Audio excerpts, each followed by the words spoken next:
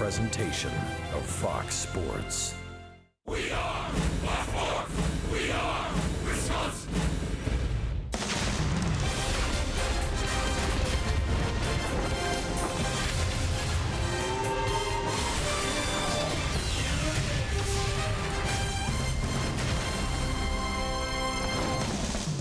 Third and final game of the Pittsburgh Pirates series on a cloudy night in Milwaukee, Wisconsin. Brewers, Buccos tonight, wrapping up the season series against Pittsburgh, and the Brewers in salvage mode, trying to avoid the sweep. Sean Rodriguez has been great. 6 homers over his last 9, has 6 straight wins here for the Pirates at Miller Park. Hernan Perez, another super utility player. He gets the start in center field tonight, his 6th different position. And hi, everybody. We welcome you from Miller Park. Great to have you with us tonight. Alongside my partner, Bill Schroeder, I'm Brian Anderson. Sophia Minard, our reporter tonight. Well, the Brewers and the Buccos go at it for one last time here tonight. The Pirates have won 6 straight here, but the Brewers are getting some firepower back tonight in Ryan Braun. Yeah, no surprise. I mean, the Brewers much better when Ryan Braun is in that lineup, even when he doesn't really get hits, drive-in runs. I mean, I think just his presence in that batting order is one of the reasons why they've been able to score a few more runs, almost over a half a run a game, a few more home runs, but still in all, the big presence in the lineup, even when he doesn't do anything really spectacular, everybody else pitches a little bit differently. Everybody has to know when Ryan Braun's coming up in that batting order. You can see what Ryan's done since August 1st. 16 home runs. Nobody's hit more in all of baseball with 42 RBIs. He's got those 30 home runs. Outstanding season so far for Ryan. And now that he's back in the lineup, you figure he's going to be in there every day, and he's got a chance to put up a 100 RBI season if he gets real hot. Well, the Brewers have gotten a couple of lackluster starts in this series so far, but with Braun back in the lineup, hoping for a little more offense, Chase Anderson is on the mound trying to deliver the first win in this series. We'll check in with Sophia Minard when we come back. She's got more on Chase Anderson and his strong finish right after this.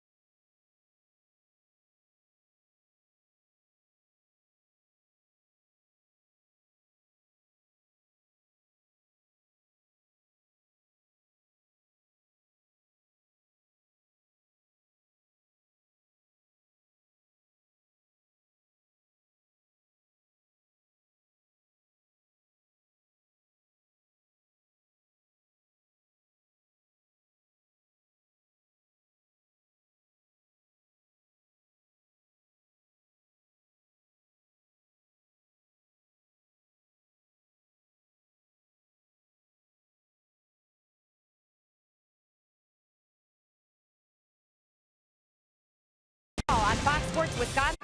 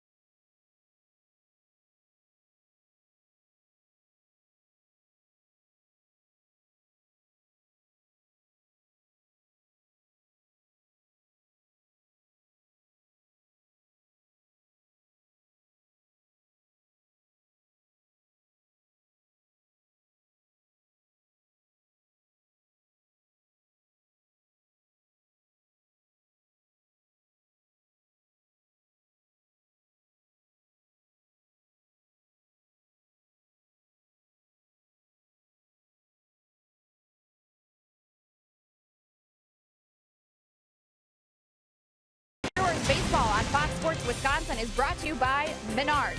Save big money at Menards on all your home improvement needs. By your local Toyota dealers. Toyota, let's go places. And by Miller Lite, the original light Pilsner. Cheers, it's Miller time. Back at Miller Park, the final meeting between the Brewers and the Pirates of the 2016 season. The Pirates will turn to the veteran Ryan Vogelsong, 3-5 record for him. The earned run average at .487, and the Brewers will turn to Chase Anderson.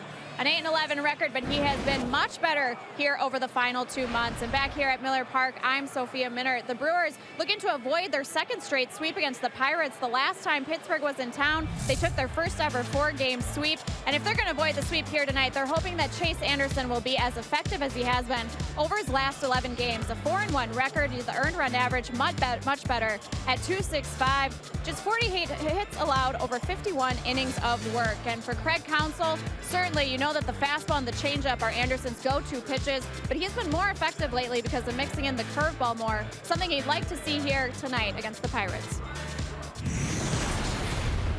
More quality strikes has helped him, but the curveball is a third pitch, and it just for the hitter, it's just another thing, whether it's thrown a lot or thrown to get you out, that you have to think about it. And when you're in the, you kind of step outside of the box, that you have to think about it, gets the hitter off the other two pitches, which are kind of his bread and butter. Chase Anderson and the Brewers looking to avoid the sweep against the Pirates here tonight. He'll have the bat of Ryan Braun back in the lineup. Don't miss first pitch. We've got lineups coming up next with Brian Anderson and Bill Schroeder here at Miller Park.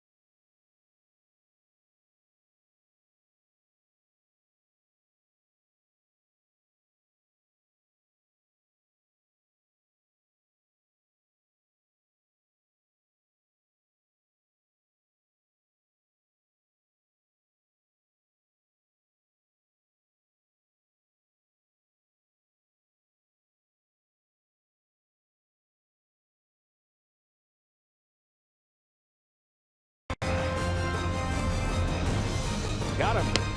Went with a fastball at 92. 3-2 pitch, and it's in there. A called strike 3. And a swing and a miss. He struck him out.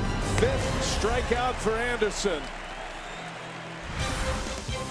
He's got a great last name, doesn't he?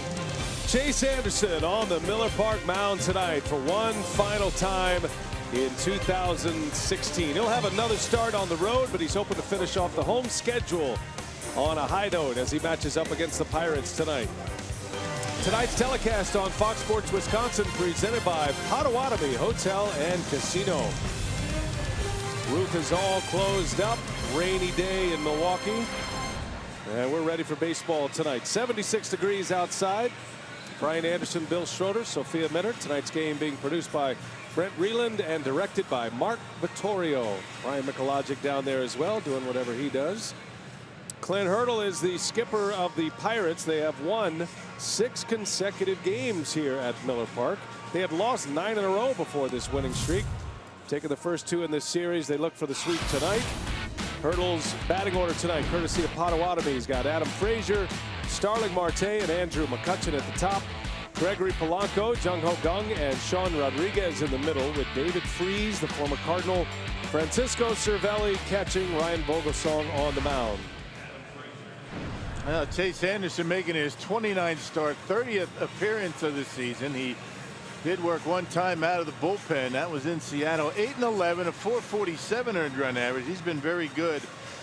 1-0 in 3 September starts. He's given up only 2 earned runs in 16 2/3 innings, making start number 8 against the Pirates. So Anderson ready to go. Adam Frazier digs in. Home plate umpire Hunter Wendelstedt says play ball, and off we go at Miller Park tonight. First pitch on the way, and it is outside for ball 1. It's a young hitter here, Adam Frazier. He's been impressive, getting the start at second base tonight. First 2 games he started in left field, and Frazier's had a nice little run in his time in the big leagues. He's hitting .336. Has 129 plate appearances this season. Spent most of the year in AAA as he rolls one to second.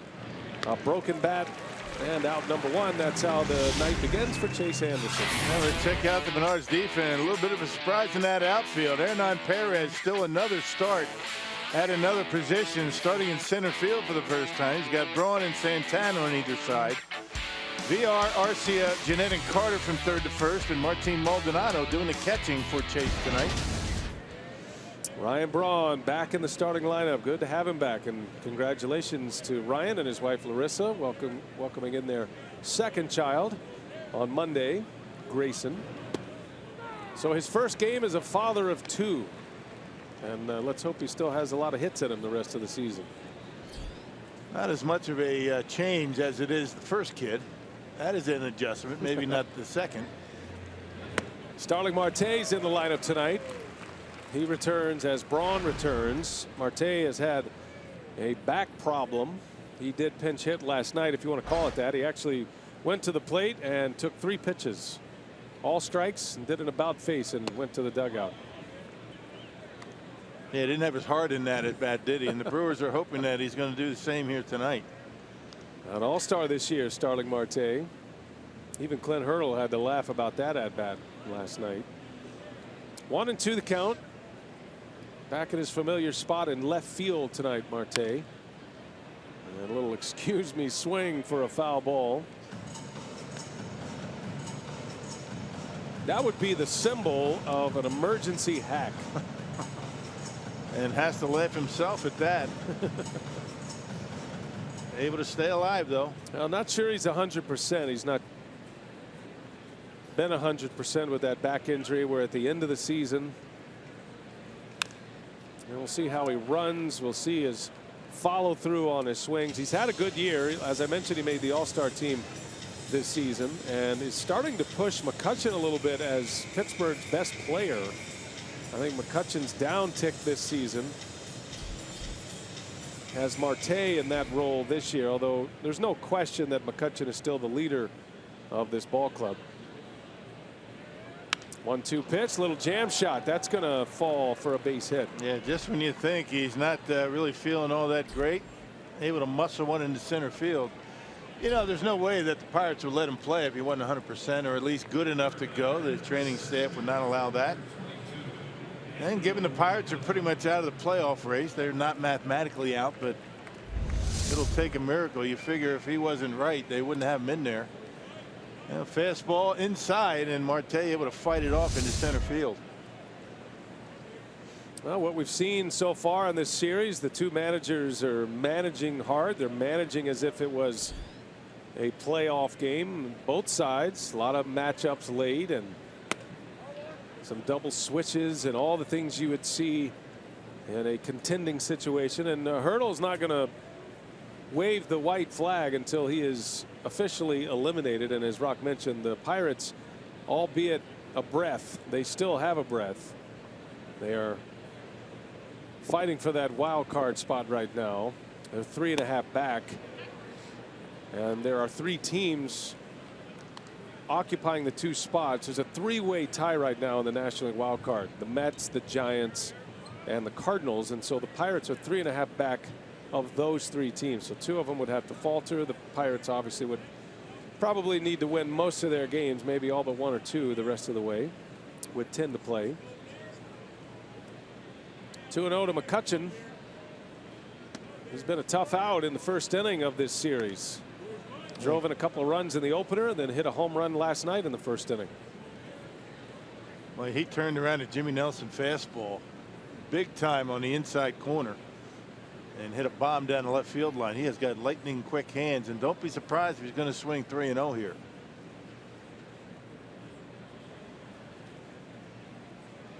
He does swing. That's into center field, and that is going to fall for a base hit. Hernan Perez, the center fielder tonight. And McCutchen on with a single. Yeah, got in on his hands a little bit, but able to fight it off just like Marte. Chase Anderson has been very good in the month of September. He has been outstanding, and even on the 3-0 pitch, gets in on McCutchen a little bit, but able to dump it in front of Hernan Perez in center field. 6 different position he is starting tonight, Perez. And one thing you'll notice with Perez compared to Keon Broxton is how deep he plays. Not familiar with the position, so that's usually the protocol, to play deep, make sure you cover those extra base hits. So occasionally you'll see one bounce in front like that one. 2 on for Gregory Polanco. Yeah, good bender in there for a strike. Yeah, Craig Counsell talking about that curveball has been a nice pitch for him lately.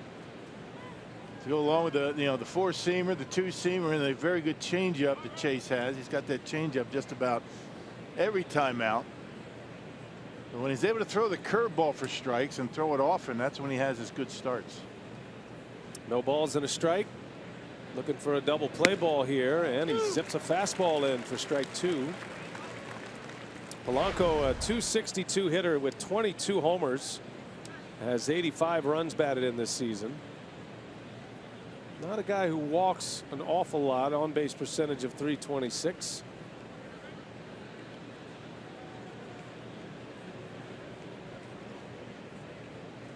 .0-2 pitch. Polanco on the ground, right on the bag. Arcia waits for it and fires to first, and Anderson gets that double play, and the inning is over.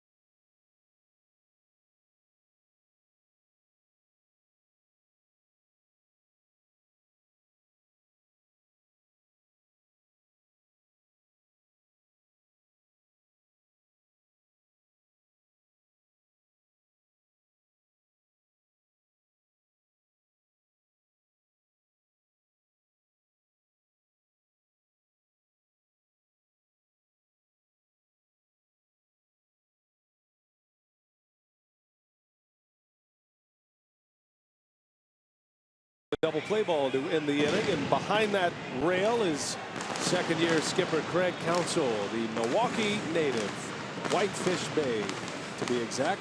And his batting order looks like this tonight, courtesy of Potawatomi.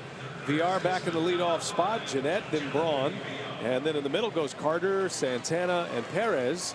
Arcia, Maldonado, and Chase Anderson will round out the starting 9 against Ryan Vogelsong. And good to see him back on the mound. Good to see him pitching and finishing strong. Had a scary moment earlier in this year, Rock, as a hitter. Yeah, missed a month, got hit in the face with a pitch, had to have surgery, but he's back out on the mound. He's won his last 4 starts against Milwaukee. 4-0 in his last 4 starts against the Brewers, 6-3 overall. But his last 4 this year, not against the Brewers, but overall, 0-2 with an earned run average over 10. So he's a struggling pitcher against Milwaukee here tonight. He'll face Jonathan VR to start it offensively for the Brewers. 1 stolen base shy of the National League lead. He attempted 1 steal last night, was caught stealing, was thrown out at second by Cervelli. And so he is still 1 back starting play today. Billy Hamilton of the Reds, who is not playing for Cincinnati, out with an oblique injury.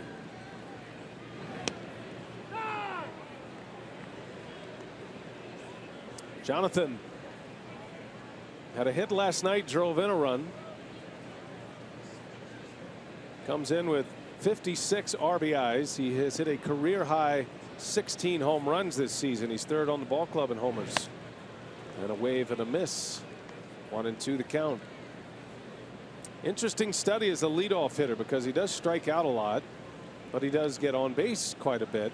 Numbers are dropping in the month of September. He's had a rough month at the plate, but for the most part, first 5 months of the year, he was hitting over 300, had an on-base percentage around 380. And I'm not going to finish there with a poor finish in September, but still an impressive season for Jonathan VR. Yeah, but still, you'd certainly like to see him get hot to be able to finish near that 290 mark. It'd be a shame for him to dip below 280 after what he's been able to do all season long. It's all about the round numbers in baseball. I mean, as good as his season has been at the plate, you don't want to finish under 280. He's at 284 right now. He does take a lot of pitches. Takes a number of called strike threes. But he's been a great addition. He has certainly turned himself into an everyday player, and the Brewers are glad to have him. Probably wouldn't have gotten this opportunity in most places. He was on a postseason team last year with Houston as a platoon player, a role player. And once the door was opened up for him this season, he took advantage. 3-2 is chopped foul.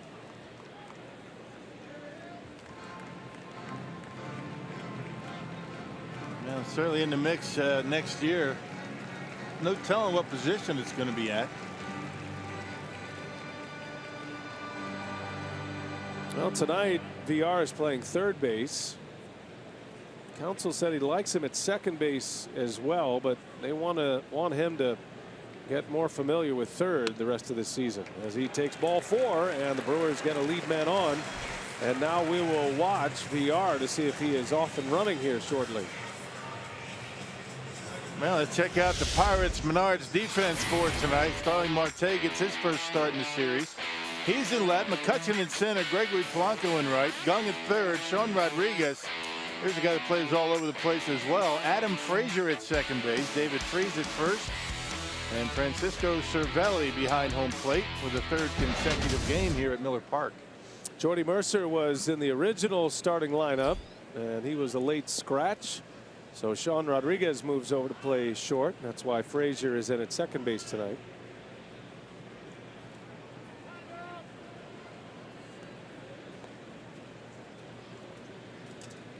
Vogelsong is a savvy veteran pitcher, and he'll do all he can to keep VR penned to first base. And he's pretty quick to home plate. Cervelli not a bad thrower. But if VR gets a good jump, it doesn't matter. He's going to swipe it.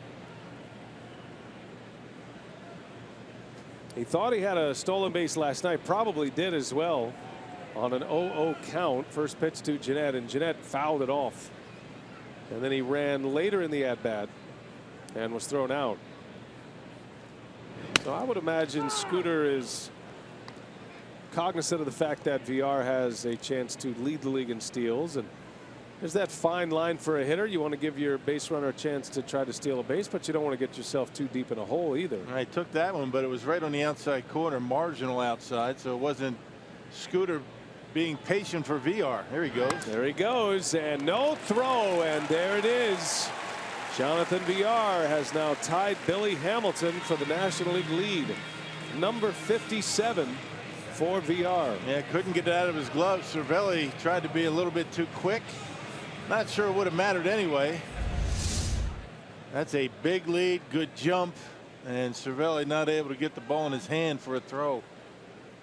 An easy one. Had never stolen more than 18 bases in a season prior to this year. VR, who's been in the big leagues since 13. As Jeanette goes into deep left field, that is way back there. Marte looks up. Goodbye. Scooter Jeanette provides the power. Bernie hits the slide, and the Brewers strike first here tonight.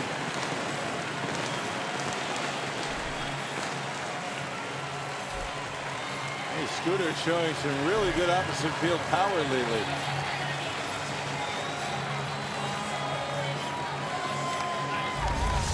He had a pitch right on the outside corner. It was a curveball.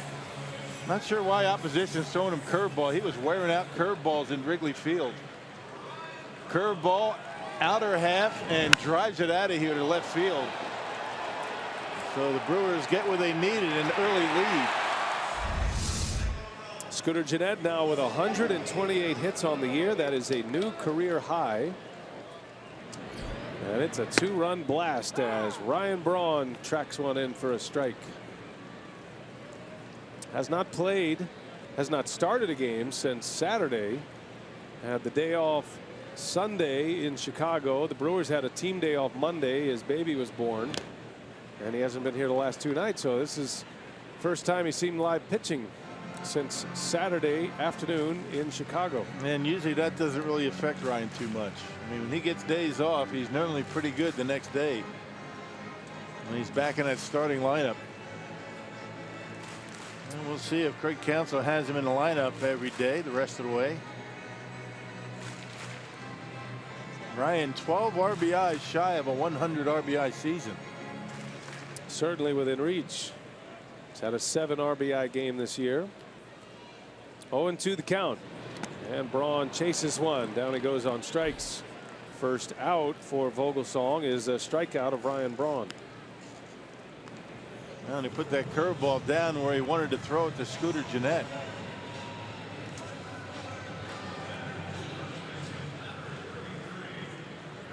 Here comes Chris Carter now. Another player chasing a milestone. With his next home run, it will be his career high. It'll match a career high from 2 years ago with the Astros. And Carter still has a chance at the home run lead in the National League. Nolan Arenado still leads the league with 39. Chris Bryant hit one yesterday. He's got 38 now. And then there's Carter, third in the league with 36.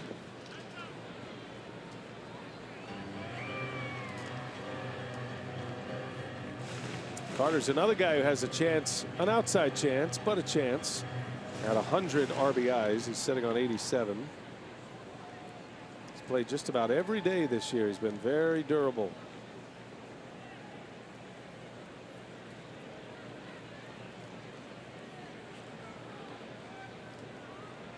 He's been playing a pretty good first base all season long. That was the big question mark coming into spring training, whether Chris Carter was going to be able to handle first base defensively. He has.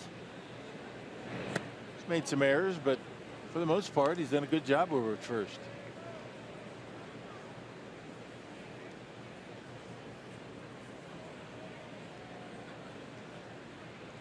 Two balls and a strike on Carter. 2 runs are in on the Scooter Jeanette home run. Carter takes a strike. 2-2 now. Reds are coming in here tomorrow night. starting a 3-game series. Last 3 games of the homestand for the Brewers, with the Reds here. And then one more road trip to finish up the season. Milwaukee will go to Arlington to play the Rangers beginning Monday. Rangers are close to clinching that division. That could happen tonight. And then the Colorado Rockies are the last opponent for the Brewers in Denver to finish up the season next Sunday.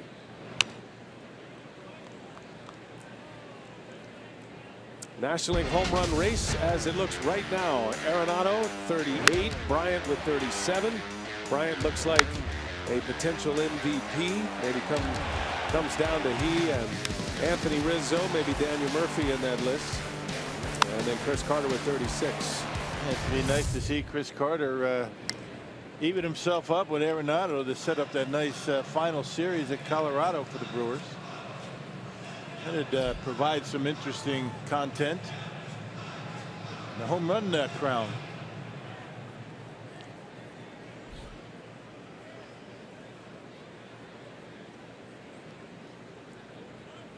Full count to Carter. And a swing and a miss. Down he goes on strikes. Back-to-back Ks after the home run by Jeanette. And 2 men are out in the first. That's about all you're going to get out of Vogelsong these days. He used to throw a lot harder, but now it hit 91, 92. 2 seams the fastball. He's got a curveball that we've seen. He's got a strikeout on the curveball. Also gave up a home run on the curveball. More of a control pitcher these days. Domingo Santana takes a strike. Santana moves over tonight to right field. Been playing center field. I think Counsell likes the Perez experiment in center field for the time being. As Santana shakes up that Brewers dugout a little bit.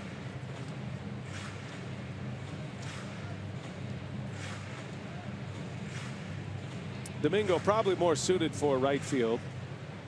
He's got a really strong throwing arm. Yeah, so at center field, Hernan Perez resume. There's a called strike 3, and down he goes. Perez will lead off next inning. Santana strikes out. 3 in a row for Vogelsong. After this, the 2-run homer by Jeanette. He's been hot lately, and he gets the Brewers on the board first tonight at Miller Park.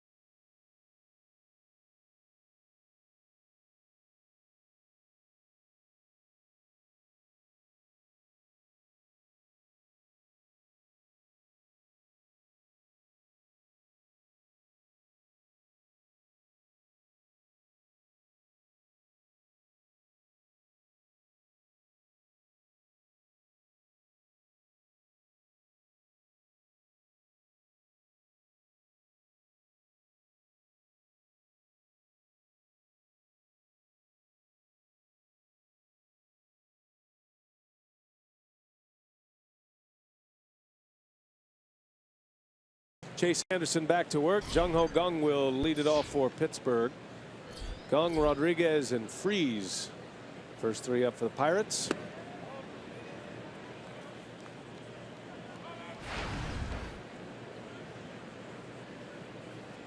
Comeback here for Jung-Ho Kang this season after a nasty knee injury last season. 0 for 4 last night.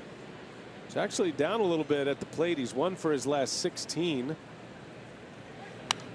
And he pops that one foul and out of play.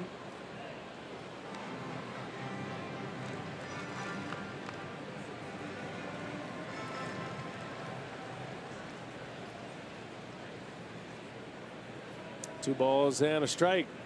And Kang pops one up. That's going to get back in the seats. That's that changeup for Chase Anderson. Had him out in front, but not a lot of foul territory behind home plate here at Miller Park.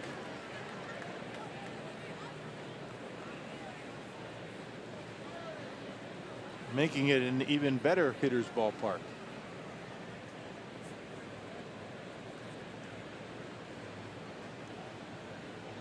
See what Anderson has in mind. 2-2. Just missed the edge. Kang with some power. He's hit 19 home runs this season. A little over 330 plate appearances. That's a lot of production. And that one misses outside. Kang draws the walk. Boy, those pitches are not missing by much. And Hunter Wendelstedt very much a stickler for those corners. And this fastball misses maybe by a quarter of an inch. See number 6.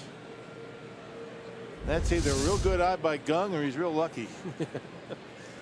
Well, here's Sean Rodriguez, who's been real good lately for the Pirates. Rodriguez on the road trip, which covers 10 games, has hit 6 home runs, has 15 RBIs in the 10 games, and he has 15 hits across those 10 games. Drove in 3 last night and had a homer. That one's in the air, a mile high, up there around the cables. And Santana will make the play for the first out. Hey, a reminder that tomorrow night is the last student night of 2016. All high school and college students can get tickets for the Brewers match up with the Reds for just $10, plus enjoy a $3 menu through the end of the first inning. Visit brewers.com/students. Our last student night tomorrow night with the Reds here. I hope you make plans to come join us at Miller Park. Hit the weekend, the last weekend of Major League Baseball in Milwaukee before we close the doors and make preparations for 2017. Saw Mark Atanasio today. He's going to come on and join us in the booth here in the 3rd inning. And he addressed the media, kind of his end of season discussion about what he's seen from the team from his ownership perspective. Yeah, sounded pretty upbeat, you know, yeah, with the media in the dugout about what he's seen this year. Get a little bit more specific with him. David Freese takes a ball. 2-0 the count to the Pittsburgh first baseman tonight. I look forward to our visit with Mark.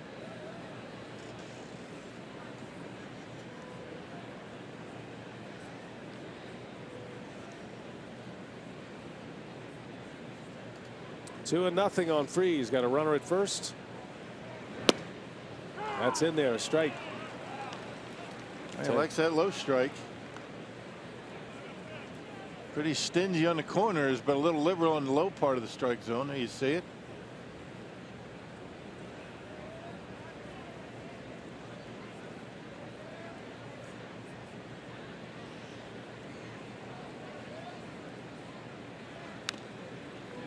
And it goes 2-2 now, so he had him 2-0. Back even in the count. Freese has earned a multi-year contract with the Pirates. Great comeback year for him this season. I think the Pirates were ready to lock him up before they lost him. He went from the Cardinals to the Angels, and many felt his career was a little bit in jeopardy. Had some injuries to deal with, bad ankle problems. But he's come back strong this year, and he's playing 3rd and 1st. And he'll be in the mix for the Pirates next season.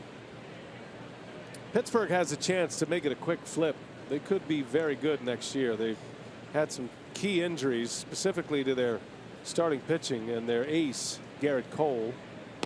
There's a wave and a miss. Anderson got him to chase. First strikeout for Chase Anderson. That's a nice curveball.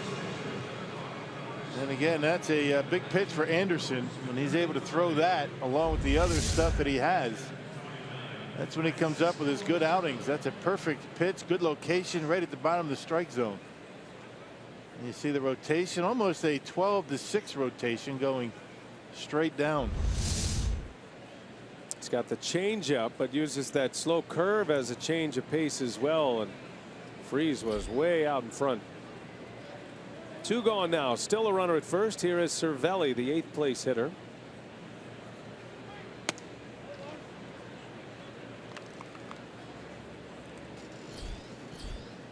First pitch strikes for Anderson. Not where he wants it, but so far has not allowed a run. 2 out of 8. But he's certainly working the edges right now, just trying to find the parameters. He may have got a call right there. That was a little changeup that's in for a strike. 1-1 the count. Hey, you just have to early in the game figure out, where the strike zone is that particular night. Umpires will say it's the same for every umpire, but that's just not the case.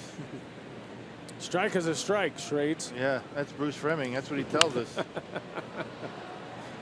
But every umpire is going to give a little bit of the low part of the strike zone, maybe high balls, and every one is a little bit different.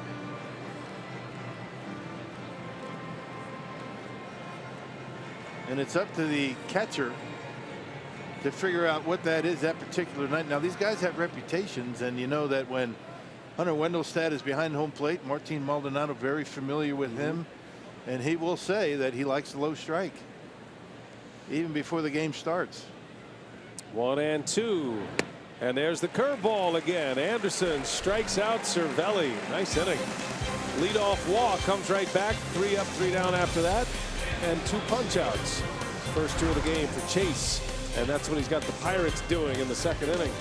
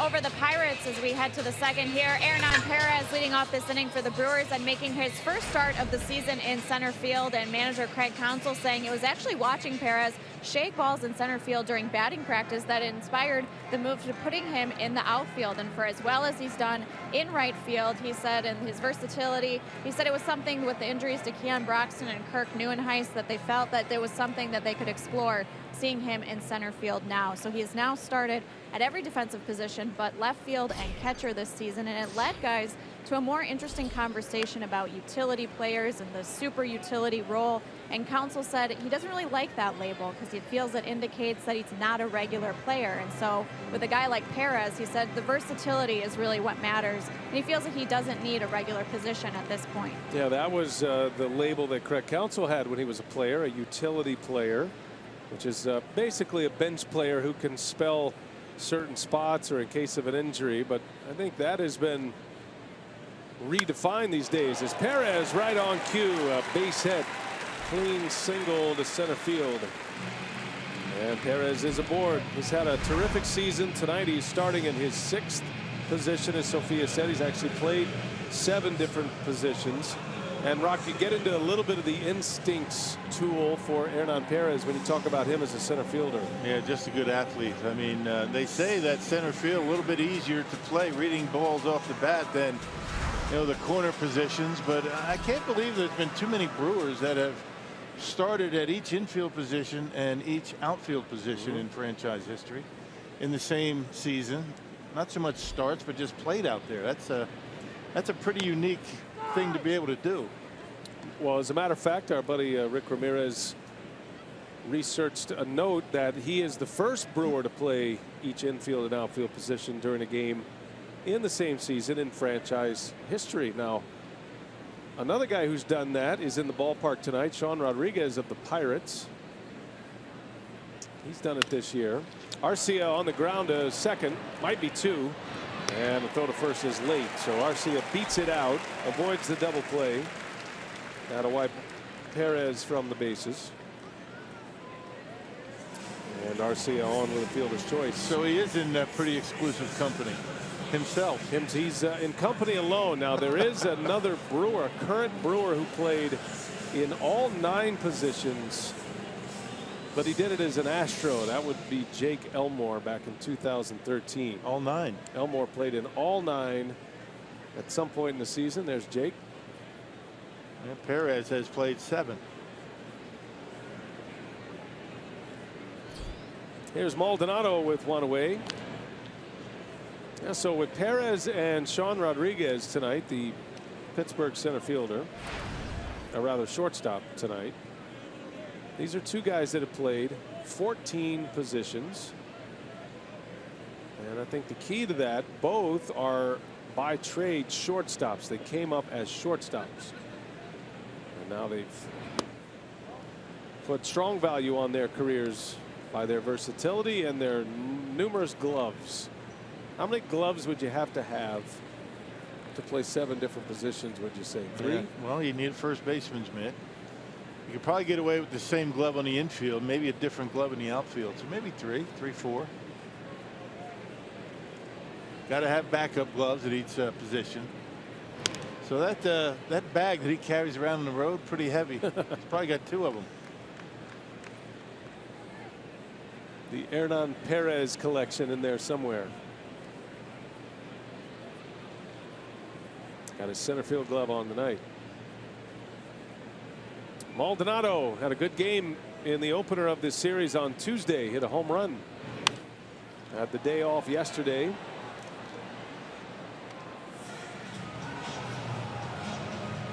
A couple of hits for Maldonado Tuesday night.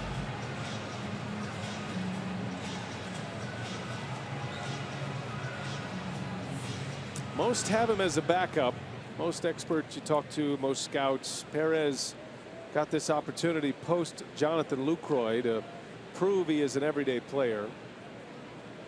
Everybody thinks that, but Martin Maldonado. Yeah, you're right about that. That's a good way to be too. That's a good way you to got to be that way. You want to play every day. He had the opportunity. He's had it before. Hasn't fared all that well, but he has done a terrific job behind home plate as the everyday guy, or pretty much the first guy, #1 catcher. And he can run into one from time to time for you. He's got 8 homers. Hit one into left center field Tuesday. The Brewers did acquire a young prospect catcher, Jacob Nottingham, from the A's. It's in that Chris Davis deal. Nottingham, a 20-year-old catcher. He's a big guy.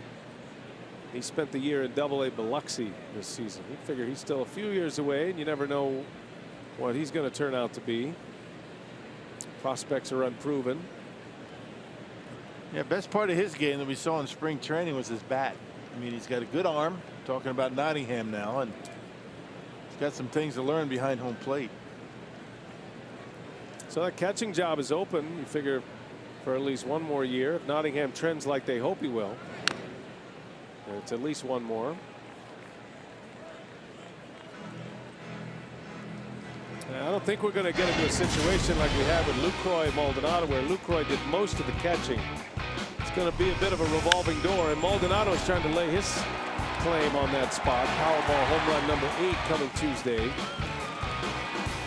He's always a guy that has got a sense for the dramatic as well. He's had a very little playing time over the years, but he's had some big moments, big walk-off hits, walk-off homers. Yeah. I'll never forget that 17-inning game.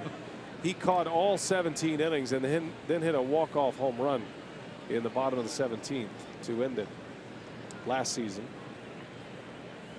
Everybody loved him for that. Amen. Runner goes, and a strike called. That'll be a stolen base for Arcia, but a strikeout on Maldonado for the second out of the inning. Yeah, both times Cervelli doesn't even bother throwing the baseball. I think maybe he's looking back to Hunter Windelstedt, saying that was kind of a late call. And no call. You could see pretty much down the middle of the plate. Maldi takes it, but I think Cervelli is complaining that you didn't give me an early enough call, but you don't wait for the umpire. You just throw. And if it's ball 4, so be it. That's not an argument that you can make. Arcia with the stolen base. Chase Anderson is up there with a bat now, and a 2-0 lead. And the Brewer pitcher will be cleared in the second inning. Vogelsong already with 4 Ks. Anderson fouls it away. It's just like a guy hits a ball down the line and you're playing third base. You make the play regardless of whether it's fair or foul. If it's foul, it doesn't count. You always have to assume the ball's in play. And Cervelli, I think, was anticipating a ball call there.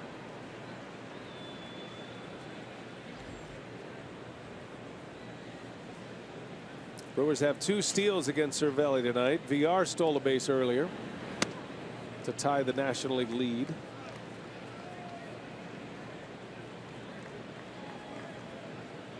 Now a base hit could bring in a run. Anderson does have 4 hits this year. He does have an RBI, his lone RBI. 093 hitter. He's trying to get on the interstate with a base hit. And he takes a strike. 1-2.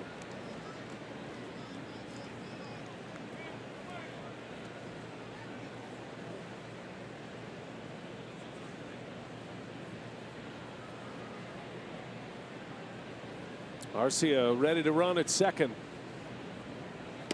And a little half swing. He goes. Anderson strikes out. And the inning is over. 2 more Ks for Vogelsong. He has 5 already. But the Brewers lead 2-0.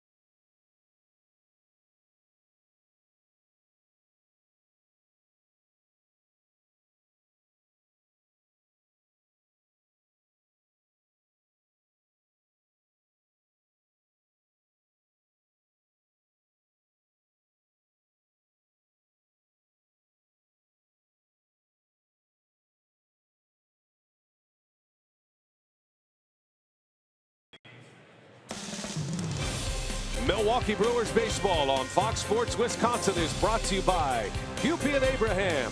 1-800-800-5678. Hupy and Abraham. Tell them you mean business. Scooter Jeanette's home run stands as a 2-0 lead for the Brewers as we head to the third here at Miller Park. And you can join the Brewers for the first ever give back game right here at Miller Park this Sunday against the Reds. You can get tickets to the Crew's final home game of the season in exchange for a $10 donation to either the MAC Fund, Boys and Girls Clubs of Greater Milwaukee, Make-A-Wish Wisconsin, or the Wisconsin Humane Society. You can donate today at brewers.com/giveback. And certainly we hope to see a full house here at Miller Park on Sunday for that final game. Yeah, they go to benefit great causes for different charities the Brewers are invested in for the give back game. We'll be talking to Mark Atanasio a little bit about that soon. He's coming up here in the third inning at some point. And that's a great deal for him and nice gesture on the owner's part. Yeah. $10 ticket and you can select which one of the 4 charities you want the money to go to. Make sure you do it quickly. We're hoping for a big crowd that day. Last game of the year at Miller Park. Vogelsong leads off for Pittsburgh. Pirate pitcher starts this third inning. I was looking at the Brewers home schedule this season. Milwaukee right now has a winning record at home with 4 to play. They are 39-38 with 4 to play. You'd like to finish with a plus 500 record in your home venue. Yeah, especially when you're 16 games under 500. I mean, that pretty good work here at Miller Park this year for the guys. 2-2 the count. Vogelsong takes a ball. 3-2 now.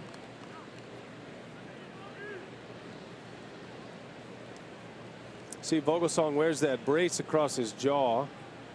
He was hit in the eye, as Rock mentioned, took a fastball up and in. Had to have surgery as he takes a call at strike 3. Down he goes. So Chase with 3 consecutive strikeouts. Going back to last inning.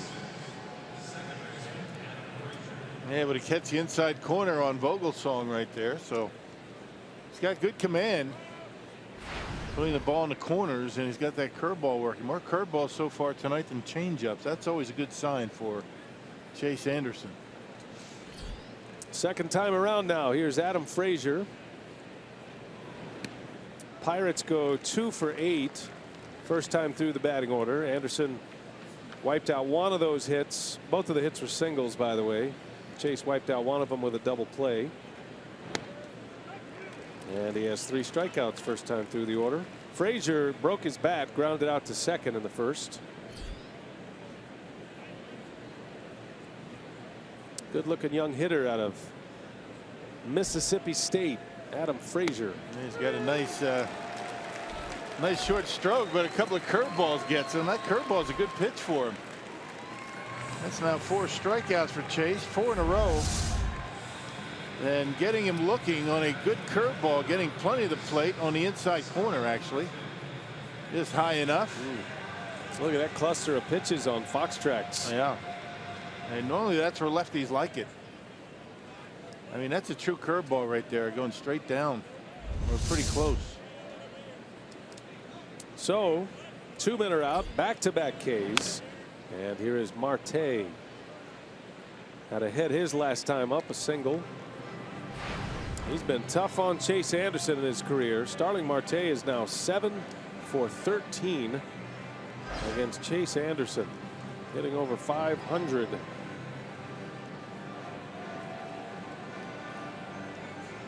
Which is why he's in the lineup. Bad back and all.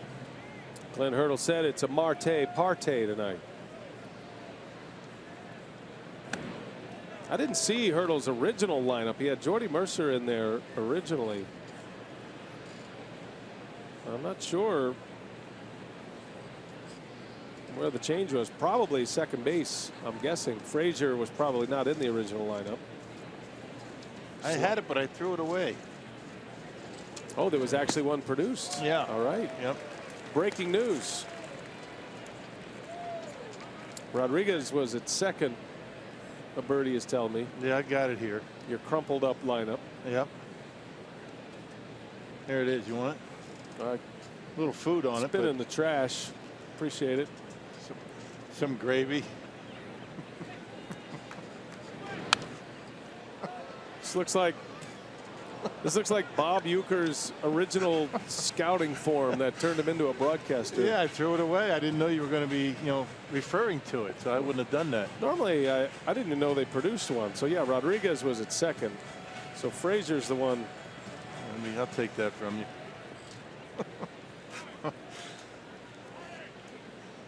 Anything you ask for up here, you seem to get. I appreciate that. Yeah. Clint Hurdle's on his way out. I think they want to check on Marte. He just does not look healthy. Doesn't look right. So how many guys in that dugout right now are lining up for this 2-strike at bat? They have to replace him. Well, if he strikes out, it'll be Marte's strikeout. So I guess a lot of guys they have nothing to lose. That's a free swing.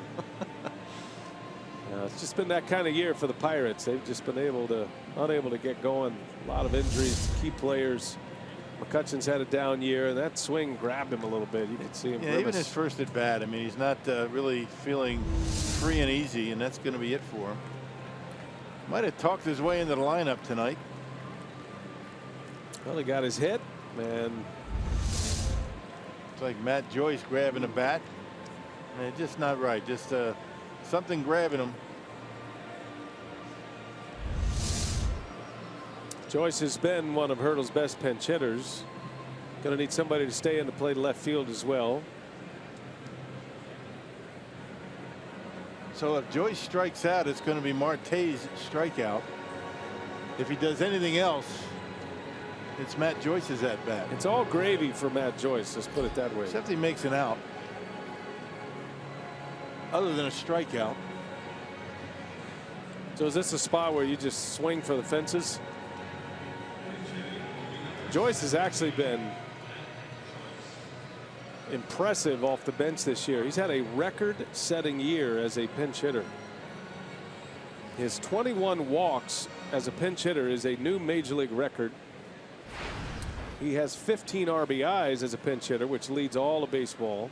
He's hit 4 homers as a pinch hitter.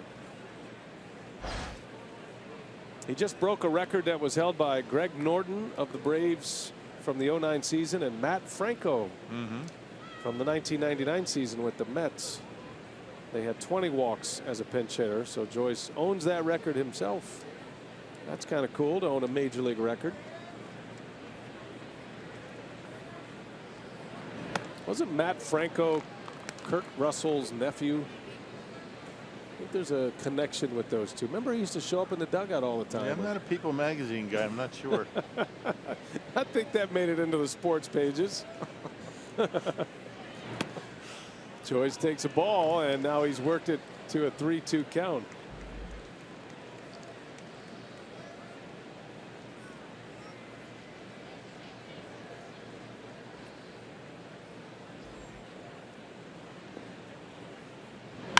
And Joyce fouls it away.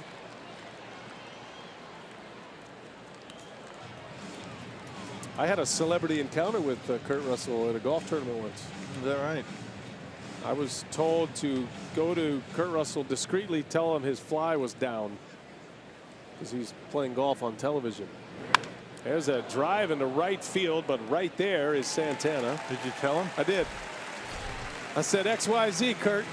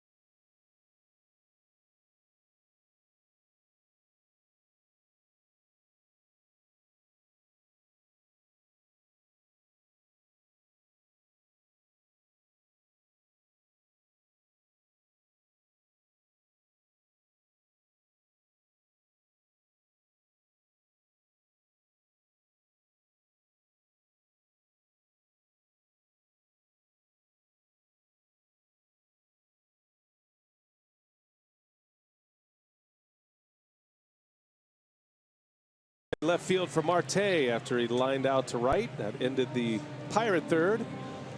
2-0 Brew Crew. Well, if you can't catch the games on television, you can stream them live on your mobile device.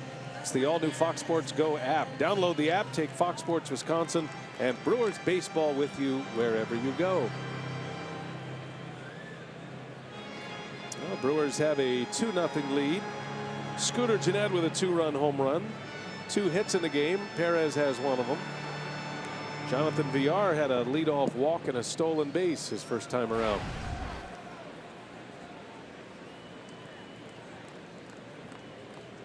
Vogelsong back to work. Bottom of the 3rd inning. Villar shows bunt. Bunts it foul.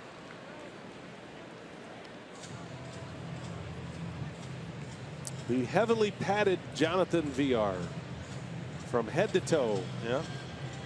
Got the football pads on around the thighs. Toe guard, shin guard, thigh pad, knee pad, elbow brace, jaw brace, or jaw guard. Invincible. He's like Iron Man up there.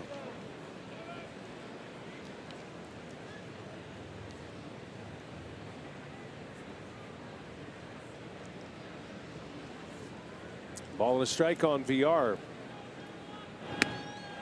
And that one's outside. Boy, that is a tight zone on the corners, is it not? Well, those pitchers aren't missing by much. Well, and you have 2 pitchers that are working those corners, know they have to hit the edges to be successful, and Vogelsong and Anderson. That one's in there. But you know what? They're balls, though. I mean, he's doing a good job. I mean, by the letter of the law, I mean, balls that he's calling out of the zone, you know, are actually off the plate.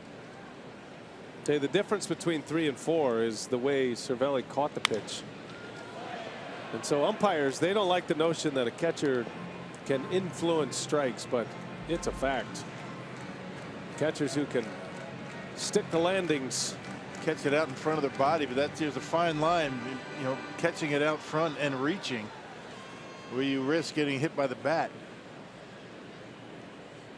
2-2 the count, and that one is back to the screen.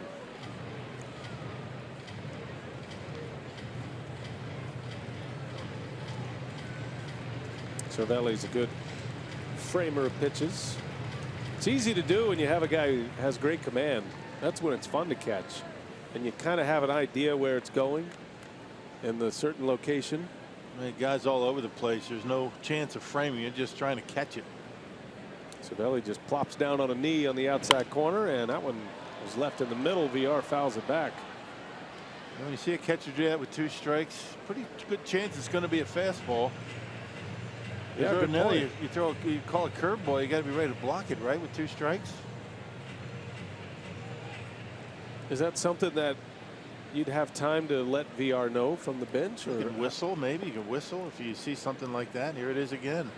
Down on a knee. Got to be a fastball, and it is, and it misses. And so Villar is on. Second walk for him. And here comes Scooter Gennett.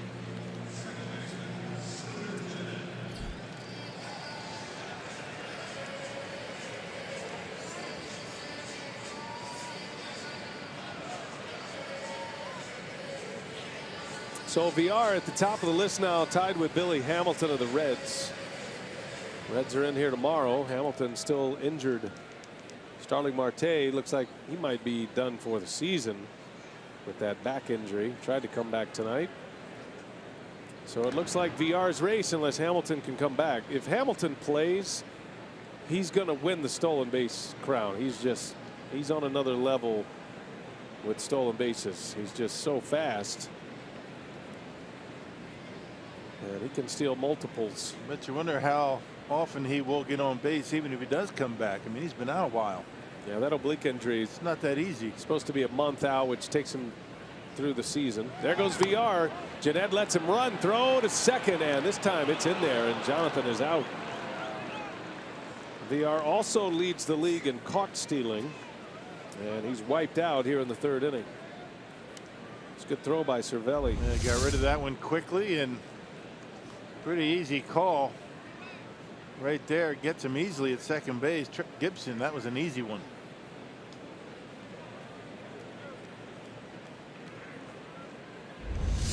So the lead walk is eliminated.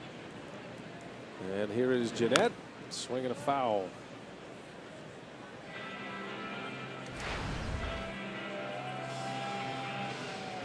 That home run for Jeanette keeps extending a career high for him with every homer that he hits. There's 14 home runs on the season. Well, he's got a hitting streak going. Now you go back into starts for Jeanette. So he has hits in 14 straight starts. Did have a pinch hit appearance where he did not have a hit. But in his last 14 starts, has hits in every game. He's hitting .340 in that stretch with 6 doubles and 4 home runs in a 14-game stretch. And he's driven in 10.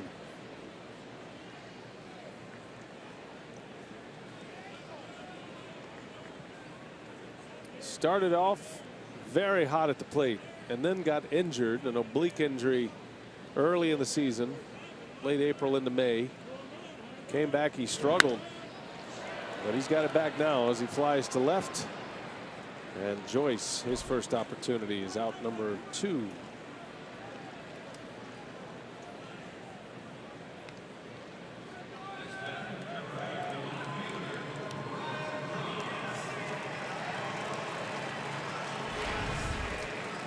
Fans might be watching Ryan Braun in a Brewers home white uniform for the final time on this homestand. A lot of discussion, a lot of speculation he will be traded this offseason.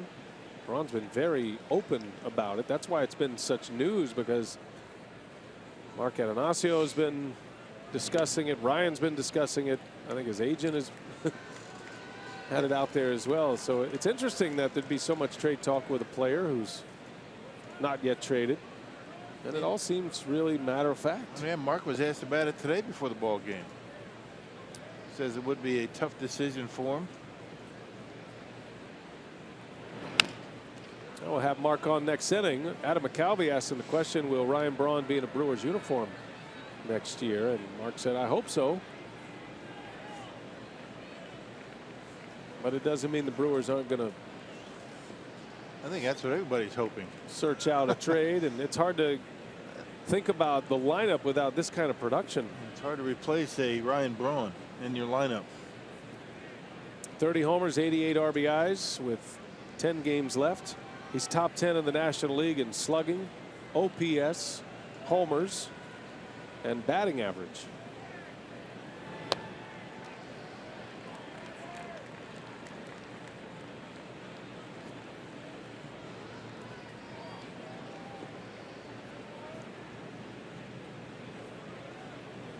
Braun struck out his first time up.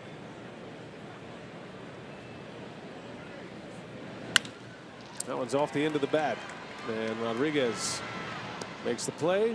That'll end the inning. Brewers fail to score in the third. They lead 2-0 as we go to the fourth.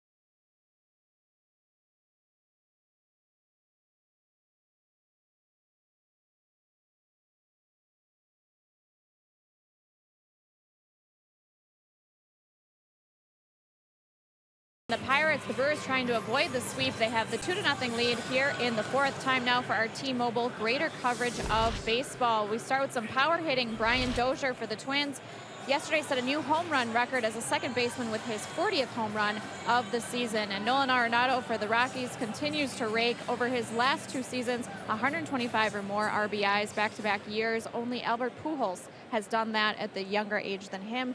And last night for Jared Weaver, he picked up his 150th career win. 6 innings pitched for him last night, gave up 4 earned runs, 6 strikeouts in the win at Texas. All right, Sophia, thanks. I still contend that Nolan Arenado is the most underrated, underappreciated superstar in the game. Not just a star, he is a superstar player that. And it's not just just don't what hear he, much. It's not just what he does at the plate either. I mean, this guy is about as good as it gets at third base. I mean, every aspect of defense, he can hit. You're right. He's going to have a racket on the Gold Gloves for many years. He's already won 3 of them. He is something special. We'll get a good look at Nolan Arenado, last series of the year at Coors Field. And we saw him here at Miller Park not that long ago, and he tore it up. Chase Anderson facing McCutchen to start this 4th inning. He's given up 2 hits and a walk. And there's a strike. He's had a good curveball tonight. McCutchen has one of the 2 hits, he and Marte. Marte's out of the game now. Left mid at bat last inning. And McCutchen pops it up a mile high. Scooter will make the call. And there is out number 1. Good comeback. That's on a 3-1 pitch. McCutchen pops it up. I always feel fortunate to be able to retire this guy. He has always hit the Brewers well.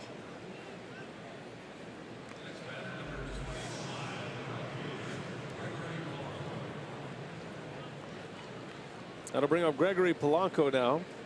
Bounced into a 6-3 double play his last time up. Hit one right over the mound, right to Arcia, who was standing on the bag, and that's how the first inning ended. Shows bunt, takes a strike.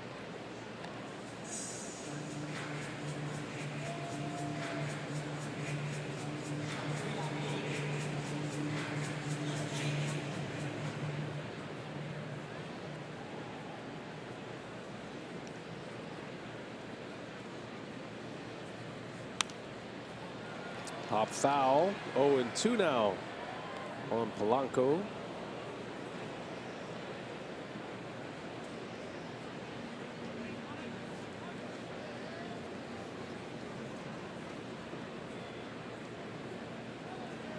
Anderson trying to make it a quick inning here as Polanco strikes out. High fastball got him. And strikeout number 5 for Chase Anderson. Really doing a good job moving the ball around the strike zone. Inside, outside, up, down. He's able to get Polanco to chase up in the strike zone, right at the top part of the zone, and gets his 5th strikeout. That's the effect of the changeup and the curveball right there. 91-92 appears a lot quicker. Chung Ho Kang on the first pitch. That's foul. Tell you, you start looking at the numbers on Chase Anderson, and you're going back deep into the season. He has not allowed more than 3 earned runs in a game since June 28th. Another one pulled foul. There's only 2 games where, well, actually 3 where he allowed 3 earned runs. He's had a number of games with 2 earned runs. Yeah, the issue for Chase, though, has been eating up innings. I mean, he hasn't been able to go too deep into innings, and I think Craig Counsell has it pretty much where he gets around the 3rd time through and he gets himself into trouble and they hook him. Efficiency is the key, because you're right. You're trying to get to the 3rd time through the lineup around the 6th or 7th. And the way Anderson's been going lately, that's what happened last time out against the Cubs. He went 6 innings. Only 85 pitches in those 6 innings. 2 runs. Slow roller. It's going to go foul.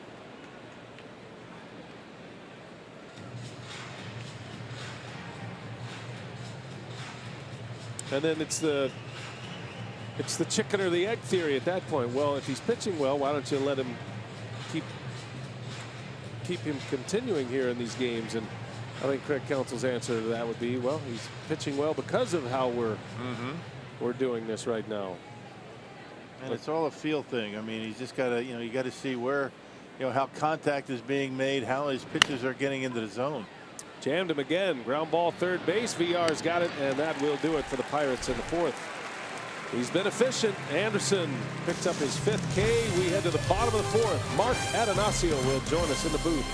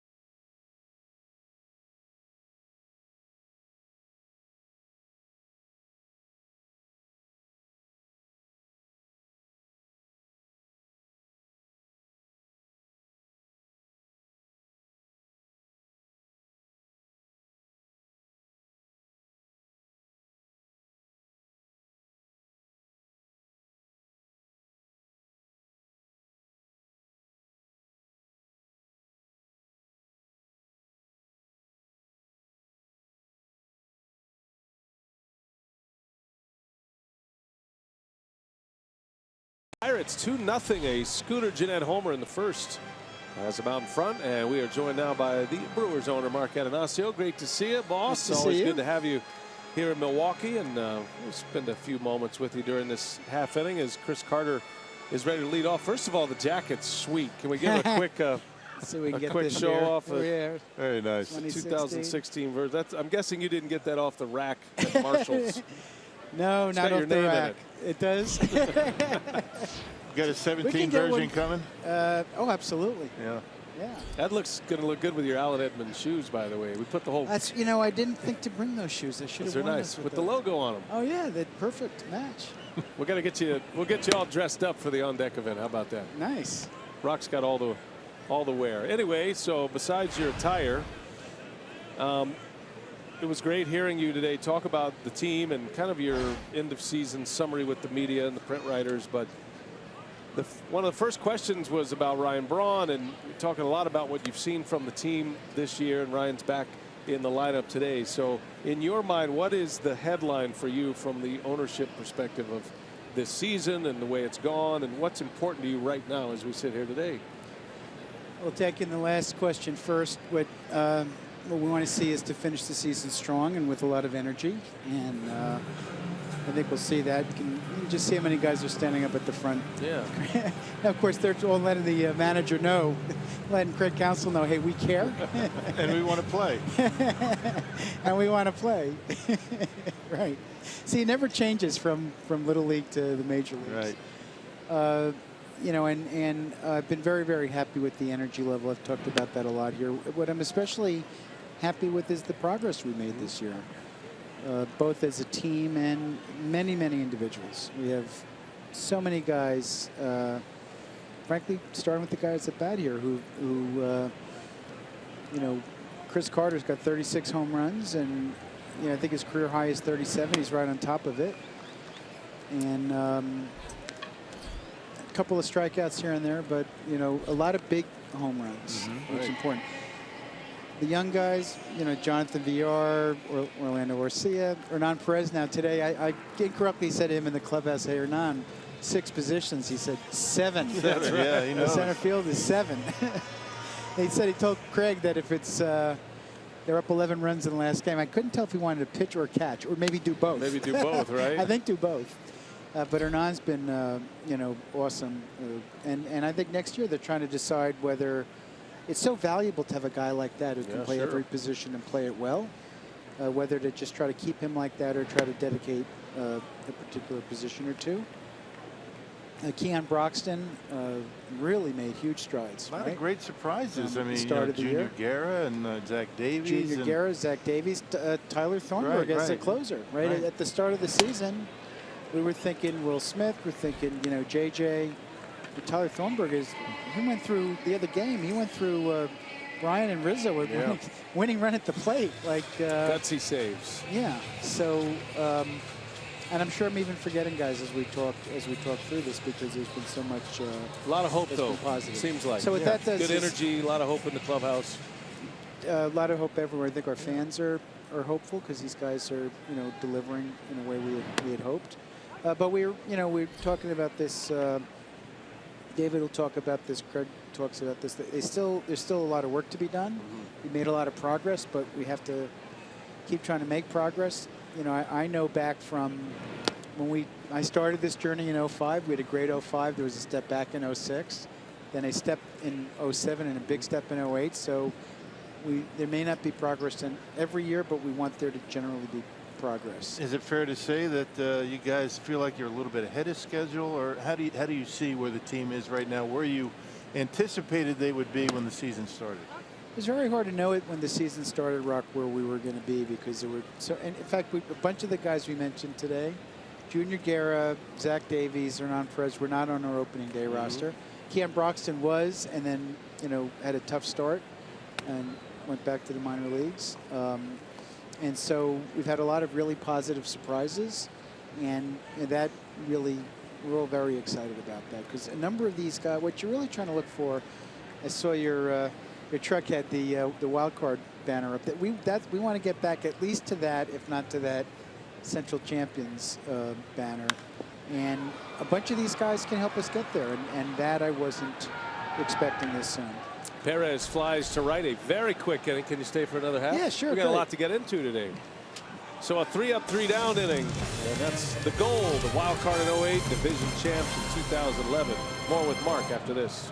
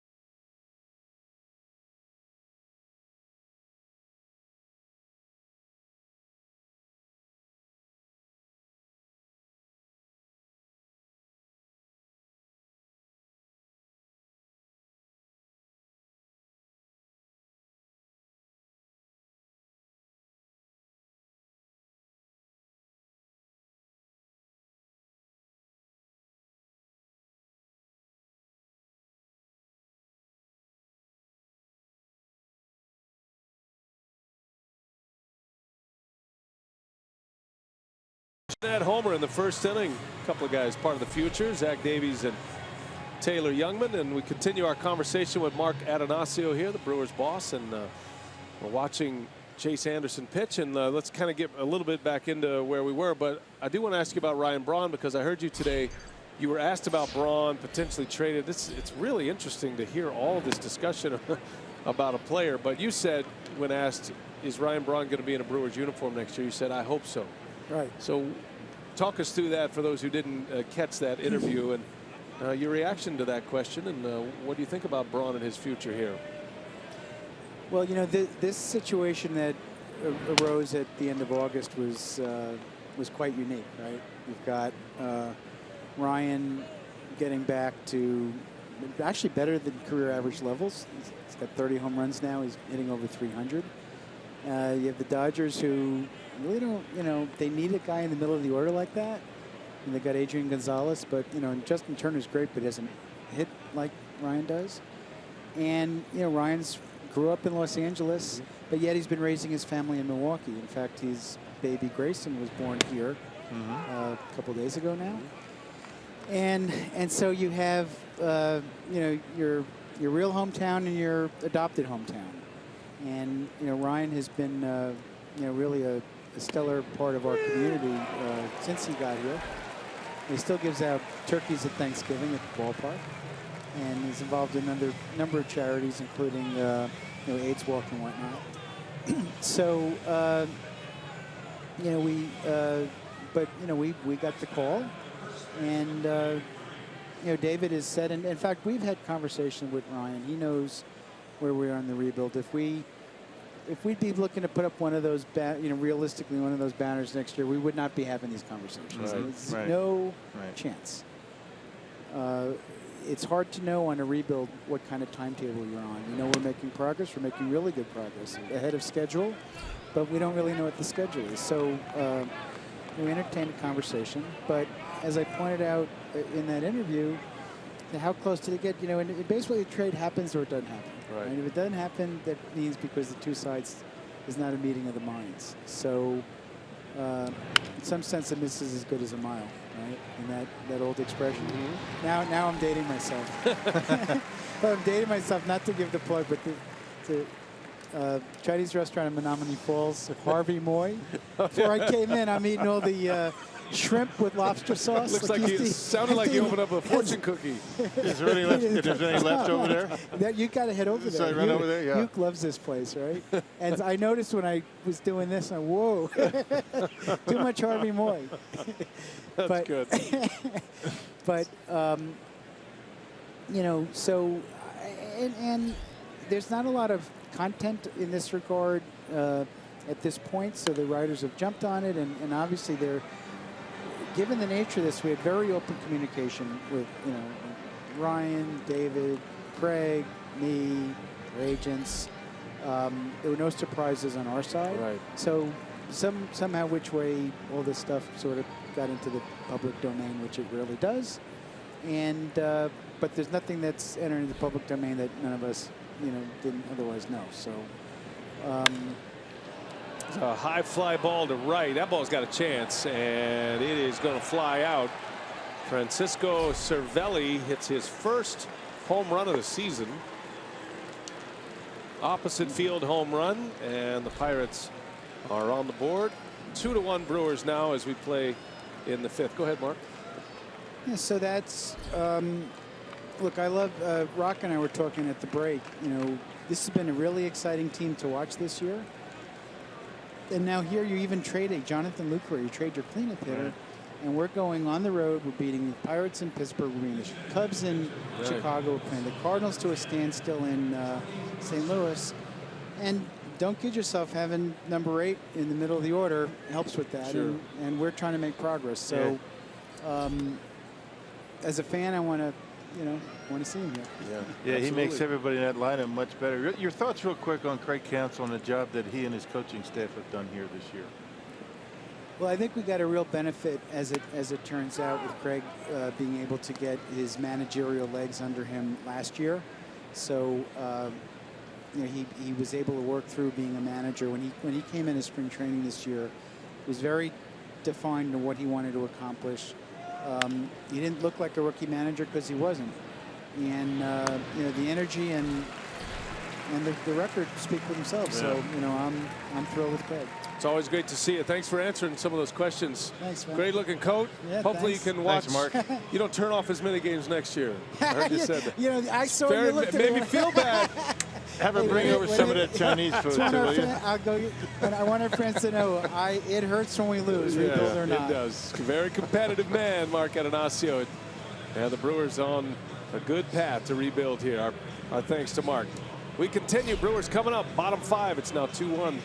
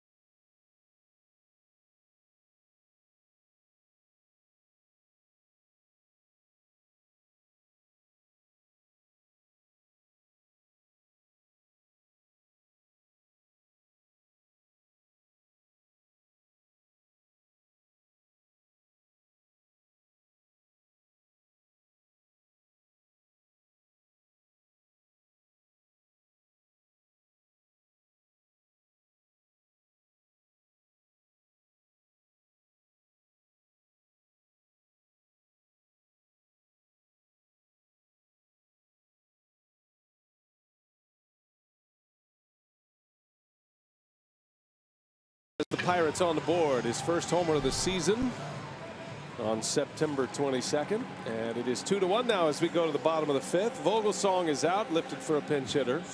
So the new pitcher is Trevor Williams, just his 4th appearance of the year. And you know Hurdle's going to try to get a couple of innings out of him tonight if possible. Yeah, the Pirates have a ton of relievers down in that bullpen. They actually have 6 left-handers and 6 right-handers, so they could play all night.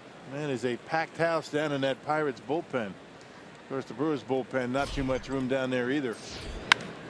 Arcia, first ball swinging, a pop-up, foul territory, long run for Polanco, and he's there for the first out of the inning. Always good to catch up with Mark Atanasio. We appreciate his time. He's bouncing around a little bit, and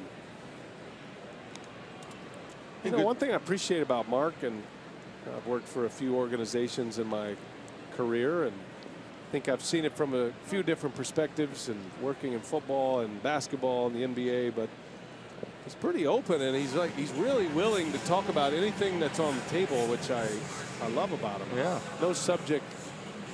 I think the Ryan Braun subject was awkward for us or those who are reading about it, knowing that, wow, there was something going on. But to me, it shows that Mark and David Stearns and Counsell and Braun, the player, they're all pretty well connected. There's good synergy there. I think players like that an owner and a general manager up front.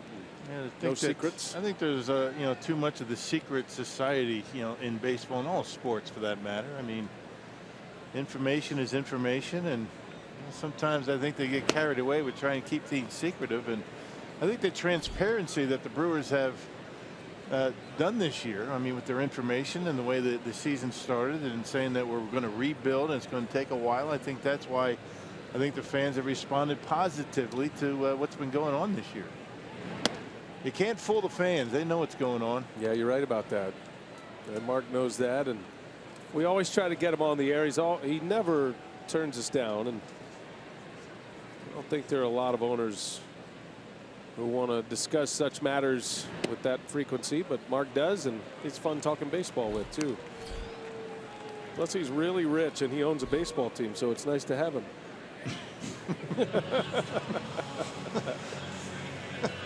Get a few tips on the market, and no, he never does that, actually. No. I would love to hear what he has to say. I don't even know if I know the right questions. Yeah, he loves Milwaukee, that's for sure. I mean, that's one thing that comes through every time he comes around. He likes being around here, and his second home. Trevor Williams with 2 quick outs facing the pitcher Chase Anderson now, and there's a little jam shot foul.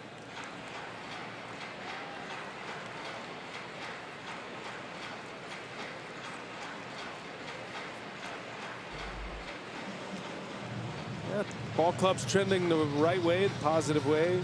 We hear it all over. We're on the road all the time with the team, and we see scouts from other teams, and you hear comments from guys like Joe Madden who like what he's seeing from a scouting perspective in Milwaukee. And so it's good that you're starting to get industry opinions. But then there's another step. The fun part is the rebuild for a baseball operations department. That's the fun part. That's when you feel like a general manager, an assistant GM, and you're moving parts and you're acquiring talent and you're building your system. And then the challenge, and even Craig Counsell freely admits this, but the challenge comes when you're now ready to contend. And all you have to do is look at the Pirates and look at the Arizona Diamondbacks. And when you don't, it can be a tough pill to swallow. So you're trying to put yourself in a position where you're a contender every year. And I'd say for the Pirates' sake that they're going to be right back in the picture next year. They have too much talent. Yeah, they got to get some pitching. Starting pitching is the only thing they're lacking this year, but it's been injury. It really hasn't been, lack of, preparation going into the offseason. But, getting back to the Brewers, it's been a fun season. The Brewers have learned a lot about their players and the organization. Then next year they got to take the next step. Impressive inning for Williams. 3 up, 3 down, a couple of Ks. We go to the 6th at Miller Park. It's 2-1 Brewers.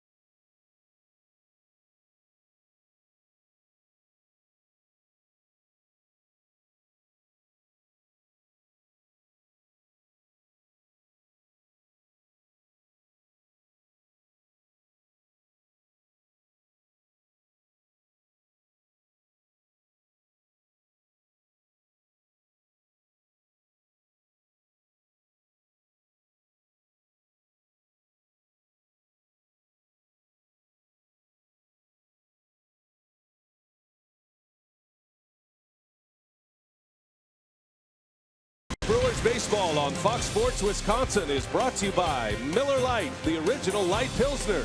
Cheers, it's Miller time. And by Bank of America, life's better when we are connected. Roof is all closed up. Rainy night in Milwaukee. And on Perez and the Brew Crew up 2-1. Perez with a hit tonight, playing center field. He's in our Carsoup.com trivia tonight, and the question is, who are the 2 players in Brewers history to start at 6 different positions in a season? Now he's played 7, Perez. He's starting in his 6th, so he's one of the 2. And looking for the other one.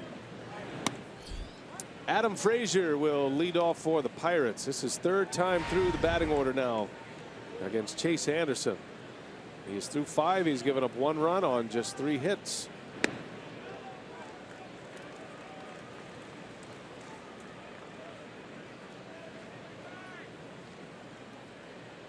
'28-year-old Chase Anderson, his 30th appearance, start number 29. He did make 1 relief appearance this season. In the air to center field, playable for Perez. Hasn't been tested much out there, Hernan.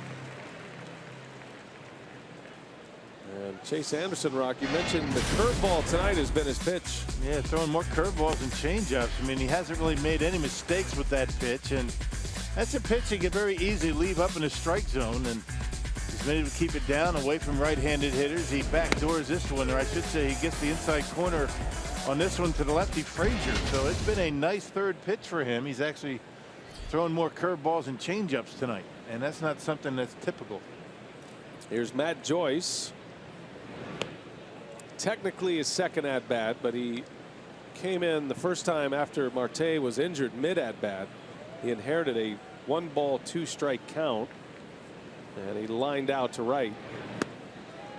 Big swing and a miss. Good changeup, but the line out was his.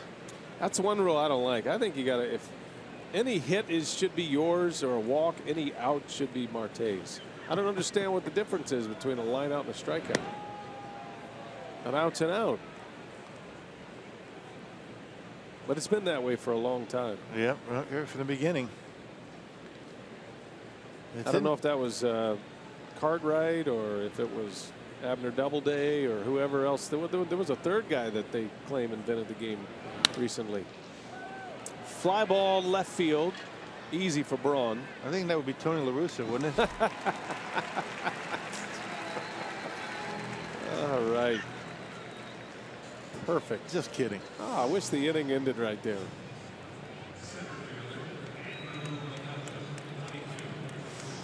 Good one, Rock. I would say that with all the respect I can muster. Right. Firing on all cylinders. He's tonight. a Hall of Famer. He's done a lot of good things in the game, and he invented the game.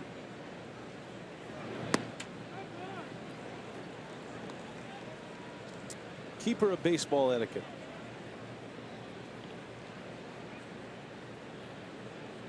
No balls and a strike on McCutchen. A strike. Another good changeup.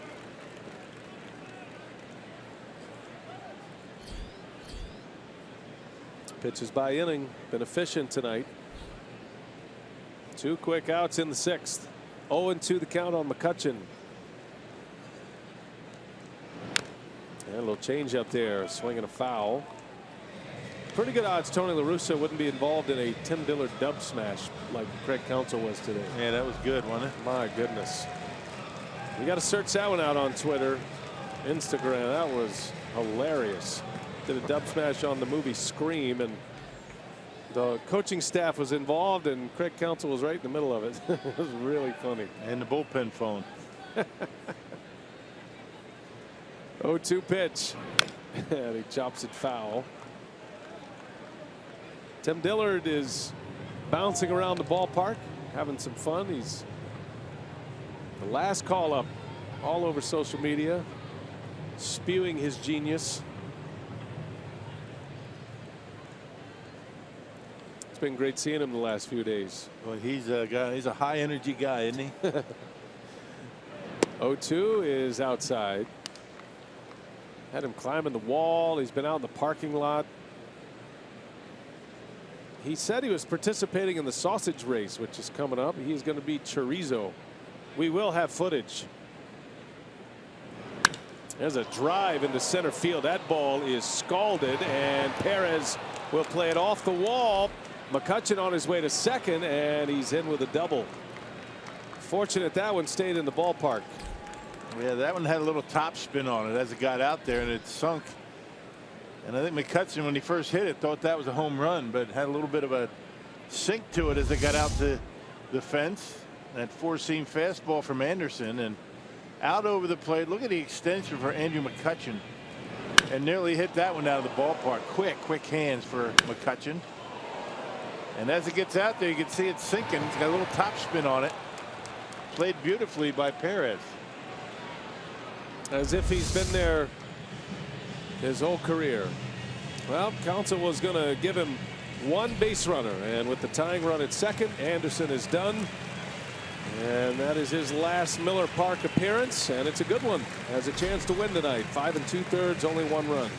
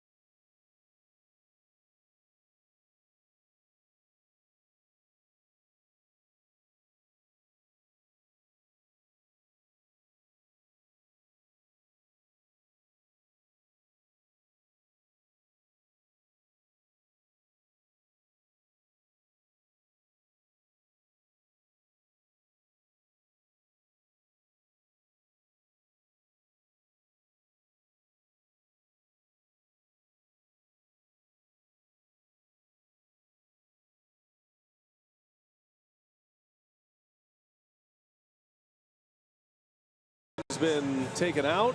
Anderson giving up the 1 run in 5 2/3. Still has McCutchen as his responsibility at second.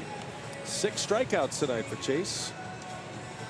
And a good effort for him tonight. This has been Counsell's pattern. So 1 base runner on. And maybe if the Brewers have a bigger lead, he'd let it ride. But Carlos Torres is going to be the man Counsell calls on here to try to get this inning over with. And he might be in there for this out and maybe another inning. He's been very good. He tossed 2 perfect innings against the Cubs. That was on Sunday in the Brewers' victory at Wrigley Field. Overall, an earned run average under 3 and an appearance number 68 for the Brewers right-hander. And he will face Gregory Polanco. A double play and a strikeout off Anderson tonight. And Torres starts him with a spinner in there for strike 1.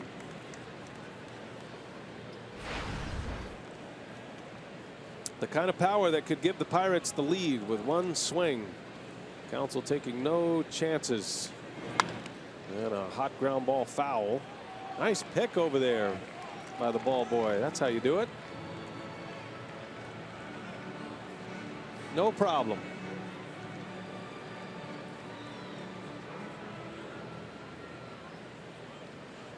Oh, and 2 the count on Polanco.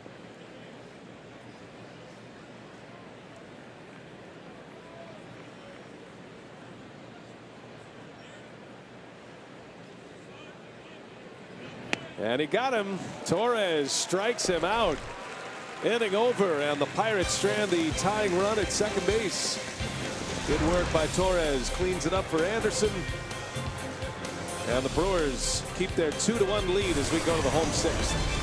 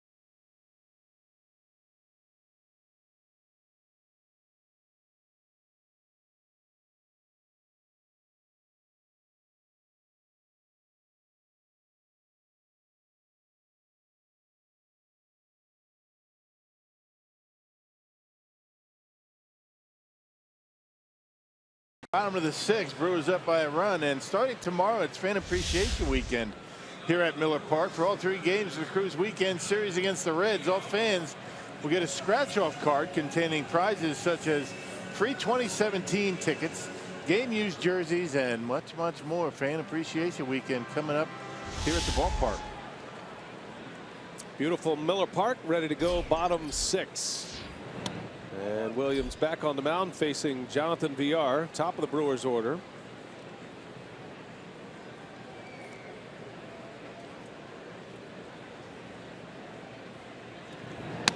And Villar takes a ball. He's walked twice. At the plate presented by Wendy's. That stolen base put him in a tie for the National League lead.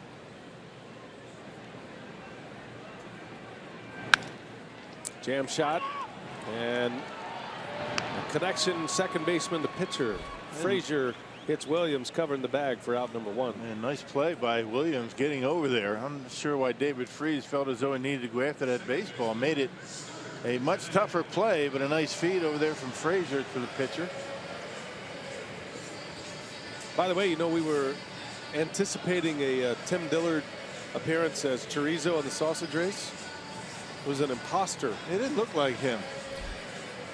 Didn't have his, what are we saying, complex, leg complex?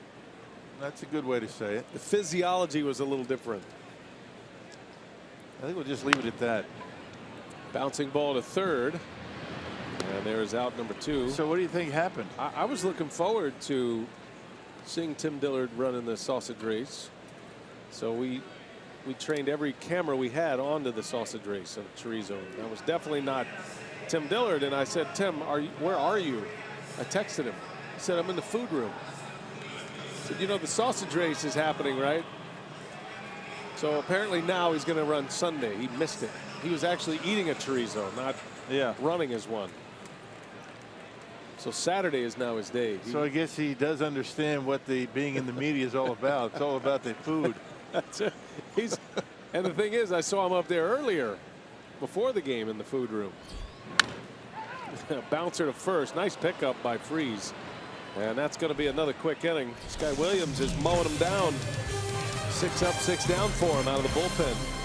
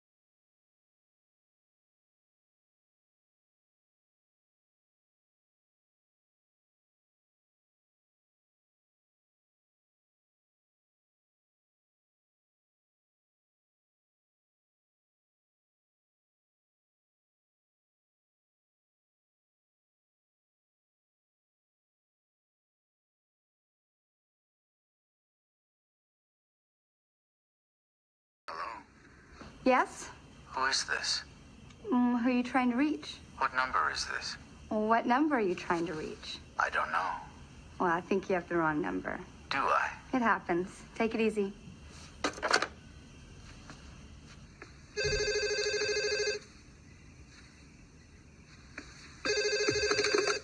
Hello?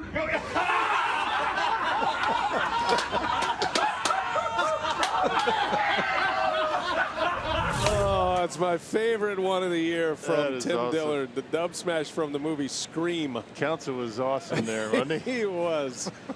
We got to re-rack the Counsel part because that was so great. It was basically a day off today from batting practice. No infield, no BP. Coaches gathering, and there's Tim Dillard, who's conducting this whole operation with a major league coaching staff. Lee Tunnell on the bullpen phone. That was fantastic. Lee did a nice job. He had the toughest part in that whole thing. He had to memorize lines and everything. Good sport, Lee Tunnell. That's great. God, he's funny, Tim. Dim Tillard is his Twitter handle. Had to take a few moments to introduce the dub smash idea to some around here. Basically, take movie lines and you insert those movie lines and you act them out, and Tim Dillard orchestrates the whole thing. And I mean, people are doing it all over the country, but Tim's bringing the baseball angle to it, and it is hilarious. And to get all those coaches in that position, it was great. Well, how long did it take you to explain it to me? It's longer than the video took to coordinate and actually execute, I think. He did another one with the movie Tommy Boy with our esteemed boss, Tyler Barnes. Tim's got guts. You know, he's rallying up the coaching staff and going up there into the ivory tower with You start climbing up into the club level and start joking around. You got some confidence. Definitely. I was thinking of some other things, but confidence is a better word. You're right. 2-2 pitch. Way inside. Almost hit him.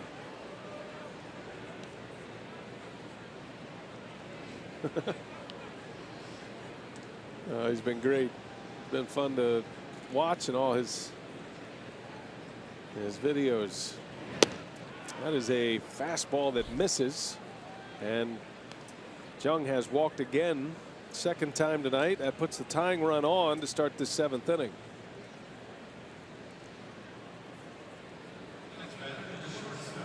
That'll bring up Sean Rodriguez now, who's 0 for 2. Some pretty good hitters at the bottom of this batting order. You think about it. Rodriguez about as hot as it gets. And you got David Freese in the 7th spot. This is a good offense. Gives you an idea how good Chase Anderson was tonight.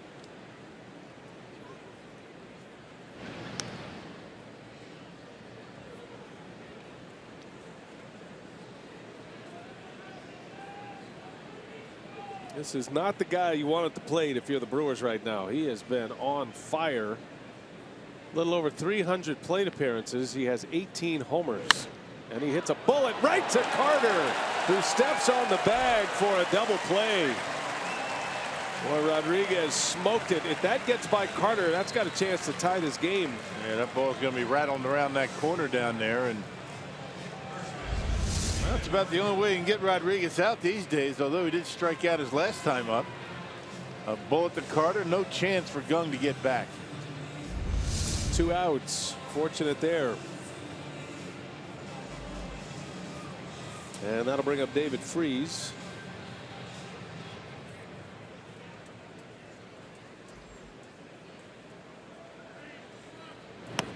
Freese takes a strike.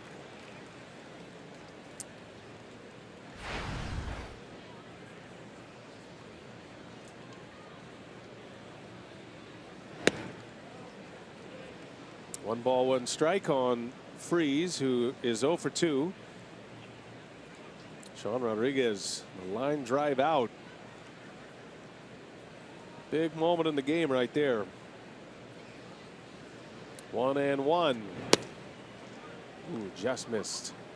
That cut fastball has changed the Torres arc for his career, I think. Don't know how long he's going to be able to maintain it and keep throwing at this level, but he's been one of the Brewers' best relievers this year. Yeah, if not Tyler Thornburg, probably Carlos Torres.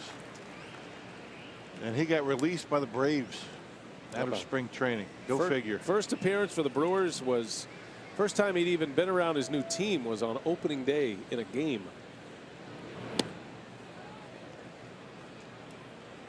And he gave up some runs that game, and then really he's been fantastic. Hardly seen any base runners. He's been getting out of jams. He's pitching multiple innings, trying to go an inning and a third here tonight, and he will. A strikeout. How about one more dub smash? Craig Counsell, he's up from Tim Dillard. Hello?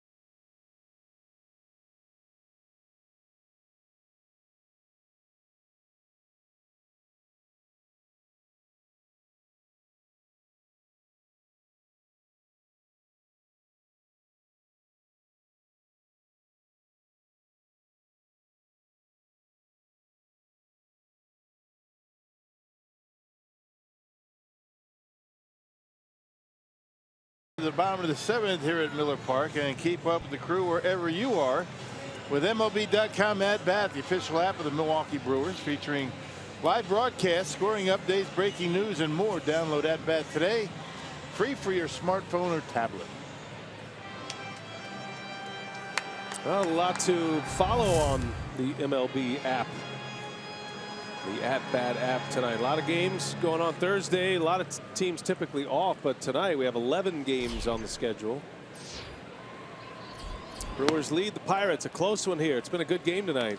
2-1. The Brewers lead it. A 2-run Scooter Gennett homer in the first inning is the difference. Pirates got a run in the 5th on a home run by Cervelli. Chris Carter tops the Powerball home run leaderboard. 36 home runs this season. Braun has 30. Now Gennett is in the top 4 with 14. Career highs there for VR and Gennett. Carter's one off tying his career best. Let's see if he can do it right here. 1 ball, 1 strike. And a swing and a miss, 1-2.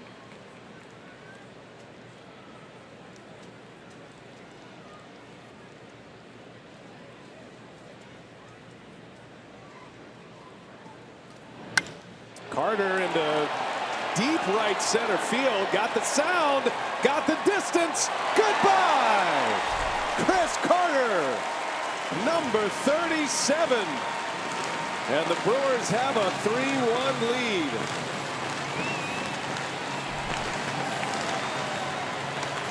And it does have that special sound off the bat, doesn't it?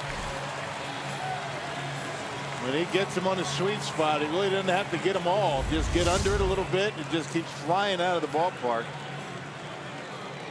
Nice easy swing into right center, out into the Toyota territory. That's a big one. Brewers now up by a couple. It's normally where you see left-handed pull hitters hit him. Badger Insurance run of the game.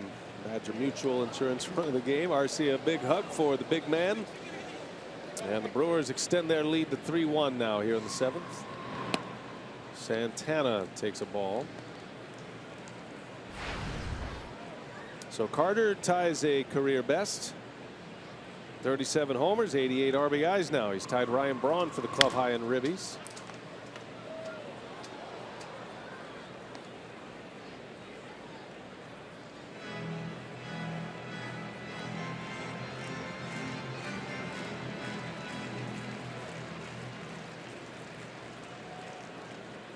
Santana with big pop as well.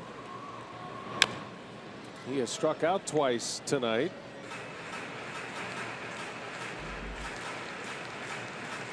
He's hit 9 this year in 240 plate appearances. As I said, if you're in a full season and you're healthy and you're playing every day, you get about between 600 and 700 plate appearances a season. So you can do the math. And it's been a big power year for him when he's been out there as he lines one into left field, a base hit. And the Brewers starting to figure out Williams, who went 6 up, 6 down in his first 2 innings. And maybe stretching a little bit, but pitch count's still in pretty good shape. I mean, 25 pitches. So a home run single. Well, the Brewers would like to get some more insurance runs.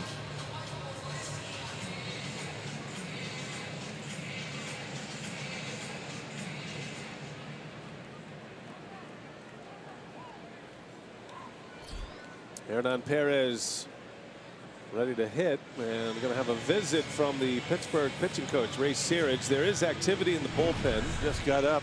This is a stalling tactic by the Pirates. Quick trip to the mound. Jared Hughes, the ground ball specialist, loosening quickly.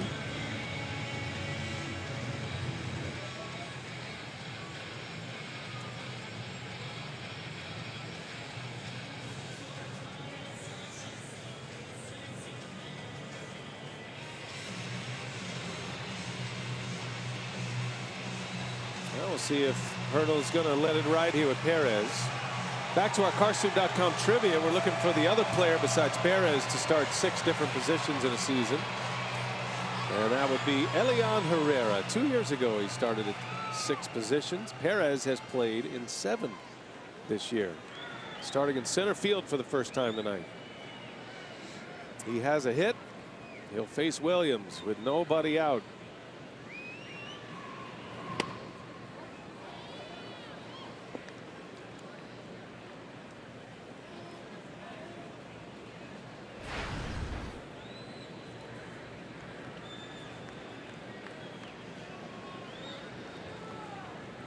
Hernan singled to center in the 2nd inning.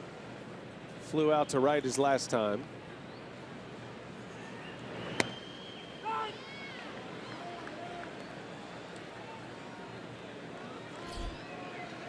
That old stigma of a utility player defined a player as someone not good enough to start every day in any one position.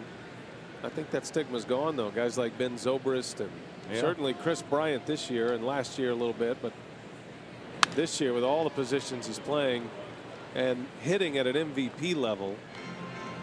So I don't think that really exists anymore. You have a versatile player who can play all over, infield, outfield, and as long as he hits, he's going to find his way in the lineup. I think Joe Madden called Ben Zobrist when he was in Tampa his irregular regular. That's right. He played every day, but somewhere different all the time. Made an all-star team as a utility man. Bryant might win an MVP. Certainly can't call him a utility player, though, right? No. I mean, it almost fits for Zobrist, but with Chris Bryant, you're just saying versatile, and that's about right. That's probably the way we should describe players like that. If you're starting every day, then you're versatile. Counsell had a nice long career as a utility player, though. The fact that he could play short all those years is what kept him around so long, because that's the one piece that's hard to find. Right. And the Brewers have a number of guys that can do that. Strike called. Perez is out. A little slider in there by Williams. First strikeout, first out of the 7th inning. Yeah, finding players that can play a number of positions is kind of something that is more and more popular these days with the expansion of bullpens, and that cut fastball right on the outside corner. I think Perez knew it. But every team has a couple, 2 or 3 guys that can play all over the place. But you're right. I mean, a guy that can do all that and play shortstop is unusual.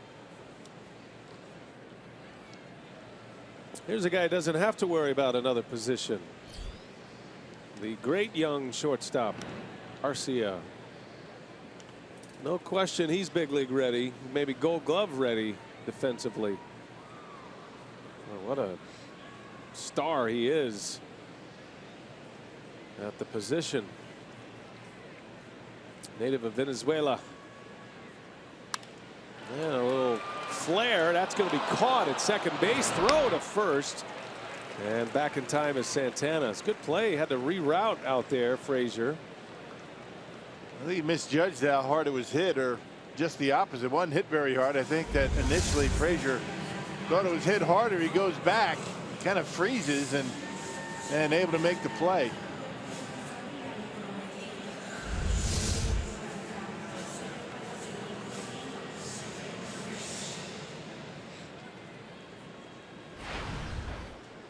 So 2 away with a runner at first. And here is Maldonado.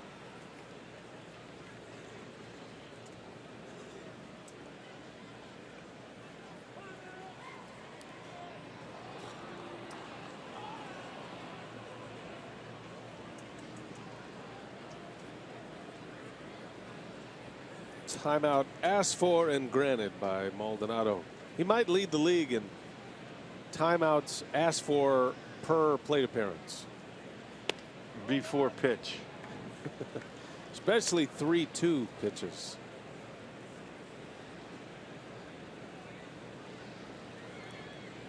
Disrupting the rhythm, perhaps. I'm not sure. But Maybe he does nervous. He does it a lot, though. Compulsive habit, perhaps.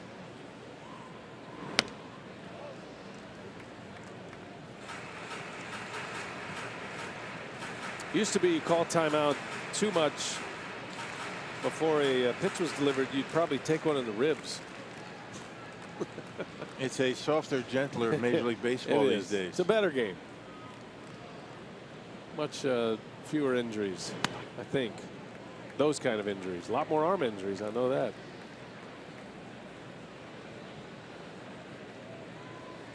We are in the age of understanding why pitchers break down. We're not quite reached that level.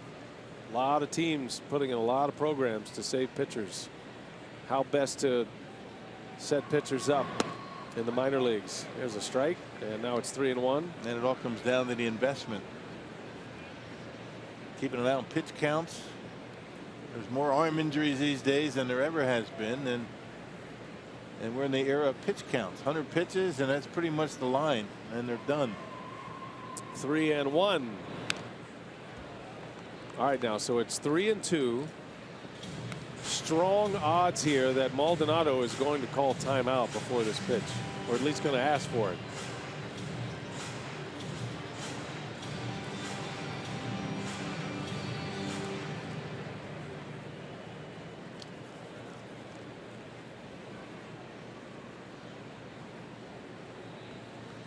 He's got his sign. Well, timeout. He did it. Nice. He wasn't ready. I'm telling you. Every time. You've seen a lot of games, haven't you? Too many. Yeah. Too many. It's time for the offseason. Full count, 2 outs. Runner goes. Maldonado shatters his bat.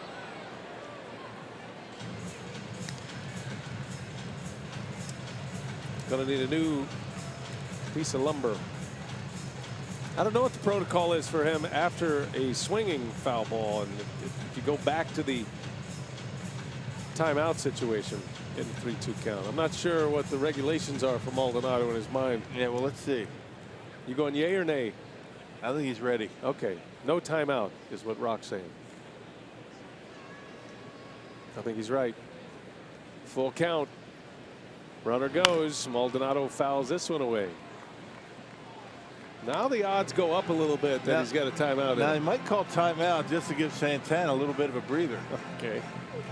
He's thinking about Santana's needs, who's just run multiple wind sprints. That's the way catchers are, you know. It's about everybody else. Service oriented. He's going to let it ride, I think. There goes Santana. Maldonado takes ball 4. It worked. Maldonado reaches, and first and second with 2 outs now. That'll give Counsell a chance to go to the bench. And they're going to announce the pinch hitter, and then Clinton Hurdle's probably going to go out and make a pitching change. Talking with Dave Joust, pinch hitter announced, and here comes the skipper. And the call to the bullpen. So Williams gives the Pirates 2 2/3. And soon to be bursting through that wall, sprinting in, is Jared Hughes. High stepping his way into the game. 2 outs. New pitcher will set him up when we come back.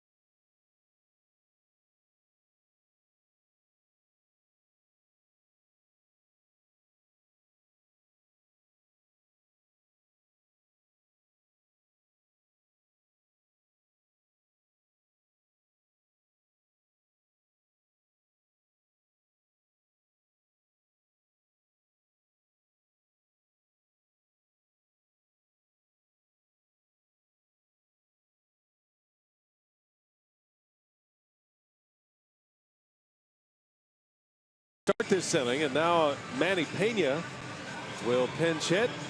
New pitcher for the Pirates, Jared Hughes, the ground ball specialist. Yeah, he's worked a lot. 61 appearances for the Pirates and a 3.05 ERA. Not a big strikeout guy. Sinker slider, and he does get a lot of ground ball outs. Big spot for Pena. The Brewers, they could give the Pirates a put away punch right here. Pena's been good off the bench, by the way. 4 hits as a pinch hitter, 4 for 9, has a homer and 5 RBIs. And Pena takes one down and in.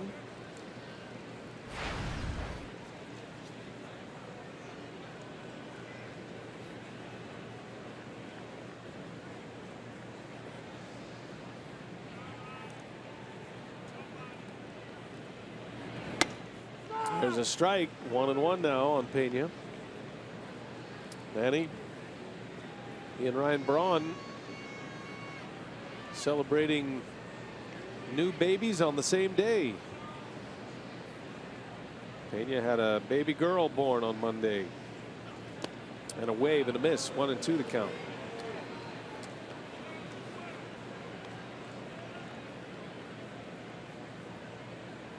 Kids room's going to be full next year. Yeah. Chase Anderson's got a baby on the way this offseason. He and his wife. Pena trying to do some damage with 2 outs. 1 ball, 2 strikes, and a roller foul.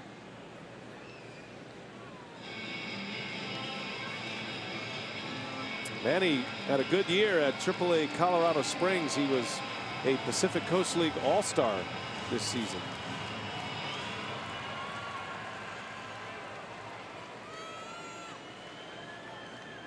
Two on, 2 out, 1-2 the count. Pena stays alive. Little hopscotch for Ed Cedar. Eddie moving around nicely this year. He would have just taken that one right in the shin last year. Yeah. Nimble at the bad knee. Best profile in the big leagues right there, folks.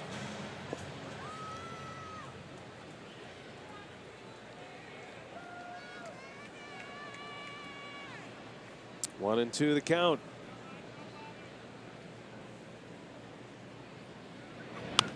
Pena fooled on the pitch, a little lazy pop-up, and Freeze will make the catch. The inning is over.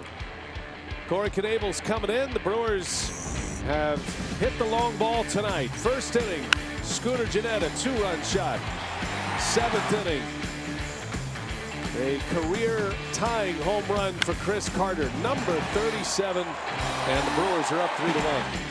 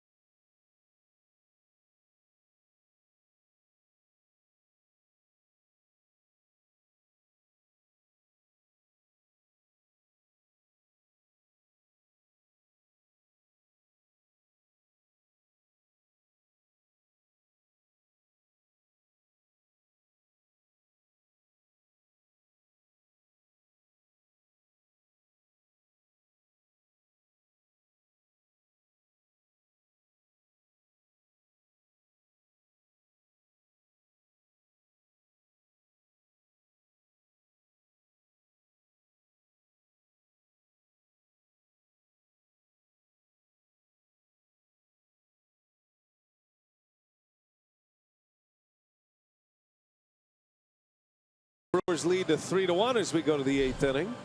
And a reminder here that Fox Sports Supports is proud to team up with Positive Coaching Alliance and its mission to develop better athletes, better people, by working to provide all youth and high school athletes a positive, character-building sports experience. Visit foxsportsupports.com to learn more. And by the way, you did call that home run by Carter. I apologize. I didn't give you proper kudos for that. Let me ask you, if you say, let's see if we can hit number 37 right here, is that a call? I think so. I think it As counts. opposed to saying he's going to hit 37. It's a bit of a hedge, but it's a call. I'm going with it. Nice job. September. I'll give it to you. All right, thanks. Corey Knebel in the game. Kind of chastised Rock between innings for not paying attention. I feel like I'm at home.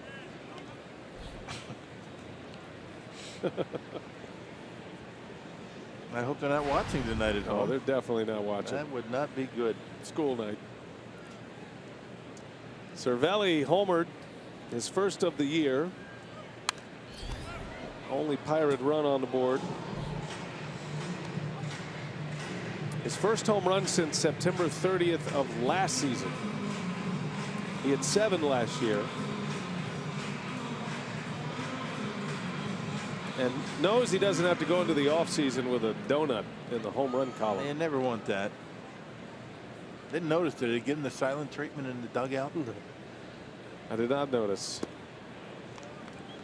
Knebel misses with a curveball. It's a key inning here for Knebel. He's trying to get back into that late leverage situation. Counsell rolls him out there in the 8th inning with a 2-run lead. He had been the 8th inning man for Counsell for a couple of weeks, but then struggled in 3 out of 4 outings. So they had to take him back to the workshop. There's a fly ball to right. Santana's got a long way to go, and he's got it just in front of the wall. Santana runs it down for the first out of the inning. Cervelli, no home runs. He almost hit another. Taking Domingo all the way to the wall out there and right. Nice running catch in the corner. And never taking his eye off it. Had plenty of room. Gave that one a pretty good ride. Did the Pirate catcher.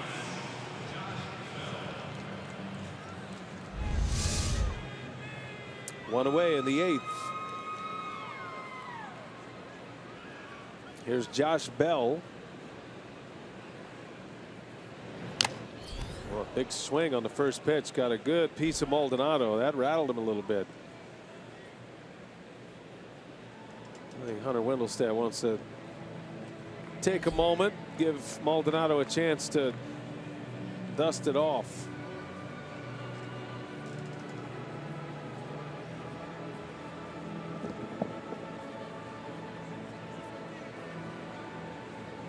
Part of the game right there. Umpires and catchers look after each other and take a shot like that.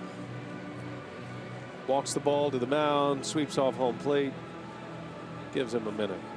And the catchers will do the same for umpires. Right, no walk out, maybe halfway, give him a second to shake the cobwebs. And Bell up the middle and a base hit. This guy can really hit. Josh Bell has been a starter the last 2 nights. Gets a single and a pinch hit roll here tonight, and the Pirates will bring the tying run to the plate with 1 away in the 8th. And that curveball has always been, the key for Corey Knebel. Hey, Bummy's House in Howard's Grove as tonight's time of the game winner. If they call the Brewers by 8 o'clock tomorrow morning, they get 40 tickets to a Friday night game in the Miller Lite Beer Pen, April or May next year. This offer courtesy of the Tavern League of Wisconsin and Miller Lite. Howard's Grove, northwest of Sheboygan, according to Mike Faulkner. Salmon are swimming up to Sheboygan.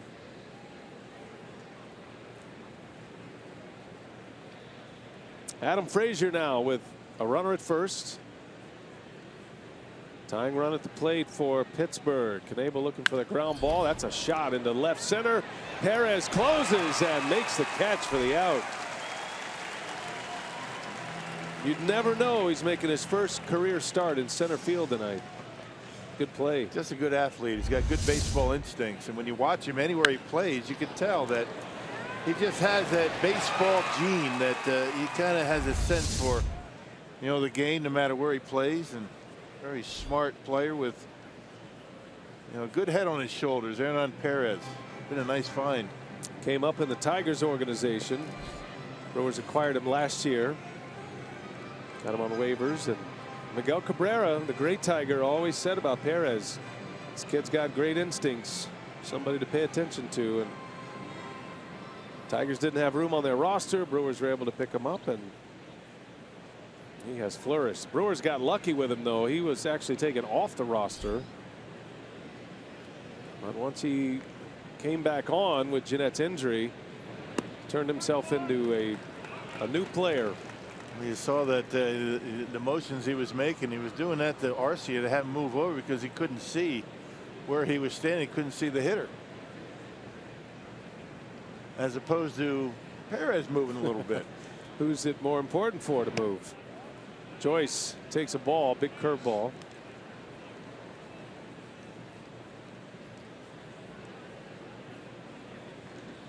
Well, Aaron has more time in, so Arcia moves. Is that what it is? Service time? You move over, kid. 1 ball, 1 strike. Joyce takes inside. 2-1 now. Dangerous spot for Knebel to be here. Joyce has some pop. 12 home runs this season. Marte started the game in left field. Joyce came in mid at bat in the 3rd inning for him, so he's 0 for 2 officially. And Joyce with a big swing. 2-2 now. And 98 that time on the gun here at Miller Park. Bringing that one. Now if he throws a curveball here, got to get it down because Joyce got good power. That curveball been a bit inconsistent for him. 2-2, 2 outs in the 8th. And Knebel with the heat. Makes it full now. Well, Andrew McCutchen is looming large next. Probably Knebel's last hitter. Full count to Joyce. Bell at first. He'll start with a pitch. Maldonado wants to start over again.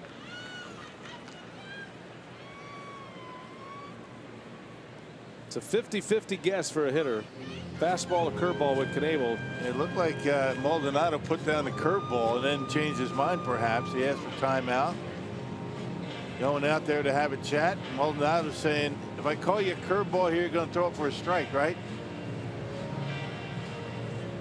Thornburg is getting ready.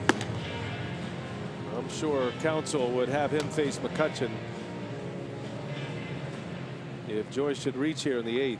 Thornburg has been able to go multiple inning saves recently. All right, let's see what he chooses. 3-2. Runner goes. Fastball on the ground. The shift is on. And Jeanette will make the play to end the inning. So Knebel puts up a 0 in the 8th. Brewers are coming up. They lead 3-1.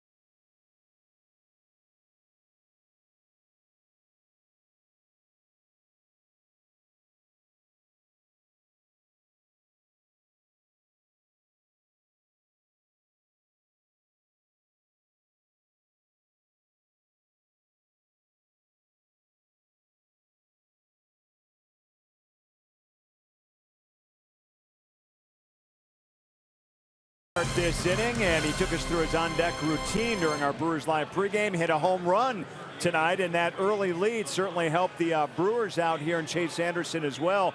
In this series, Davey, the team that's been out in front in that first inning has won. Yeah, that's right. And we said in the pregame show it'd be great if the Brewers can get out of that first inning, you know, get the Pirates out of there and then get on top in that first inning. And Scooter Gennett with the big 2-run homer, and I think a lot that should just go to show you the presence of Ryan Braun back in that lineup. People should watch that pregame show. There's a lot of information to get you set for the ball game. Don't forget, coming up after the ball game on our Fox Sports Wisconsin Facebook page, you can watch the Brewers' final pitch powered by Evinrude. We'll get you recapped on this game and the series and get you set for Cincinnati coming into town tomorrow. Brian. All right, Craig and Davey, thanks. Here we go to the bottom of the 8th, and VR drops a bunt right back to the mound.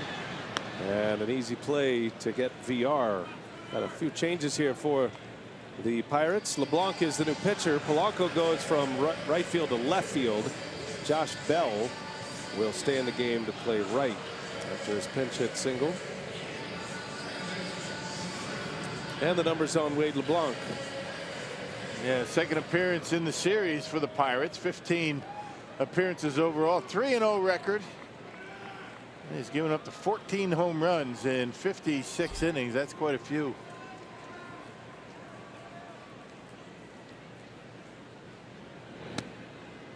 Scooter Gennett with a 2-run home run in the first. Proven to be a big moment in this game. Gennett and Carter with the home runs tonight. Scooter went opposite field in the first inning. I hit a curveball out. And Davey mentioning that, you know, the presence of Ryan Braun. Good point. Of course, he didn't challenge him with a fastball, gave him a curveball, but still Scooter able to get a good pitch to hit and drove it out of here. There's a strike. 1-2 the count on Gennett.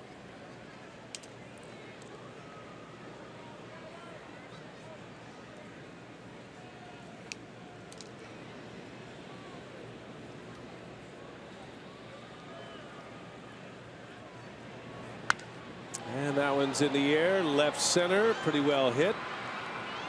And McCutchen will run it down. 2 outs. Miller Lite, what's on tap? The Reds are coming in. They're actually already here. Had a day off in Milwaukee today.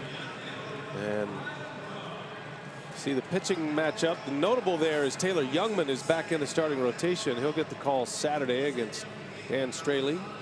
So Davies, Youngman, and Peralta will be the 3 pitchers for the final 3 home games of the season. Yeah, this Straley's been pretty good this year. Very consistent. Been their best starter.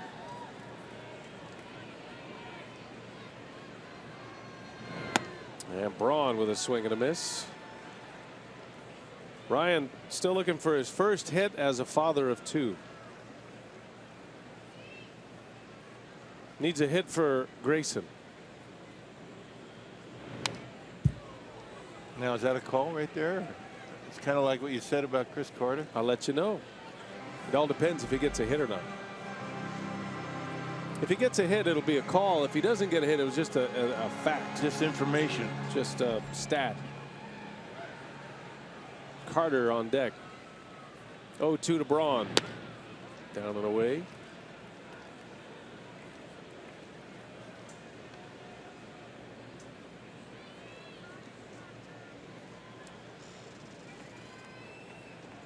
Ryan hitting .306. OPS of .916. Up the middle. Had a shift on for him. And Braun is out. And the inning is over. So we go to the 9th.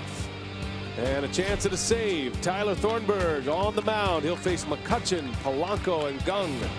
9th inning coming up.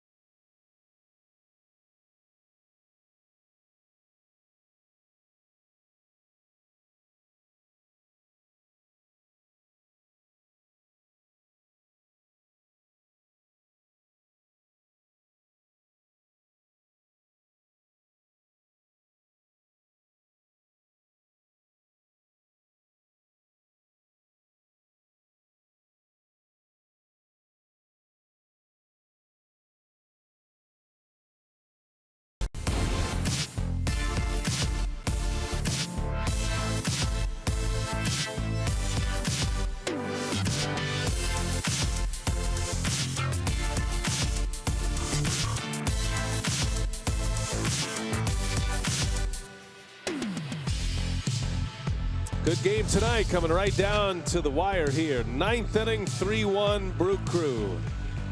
And tonight's game on Fox Sports Wisconsin, presented by Potawatomi Hotel and Casino.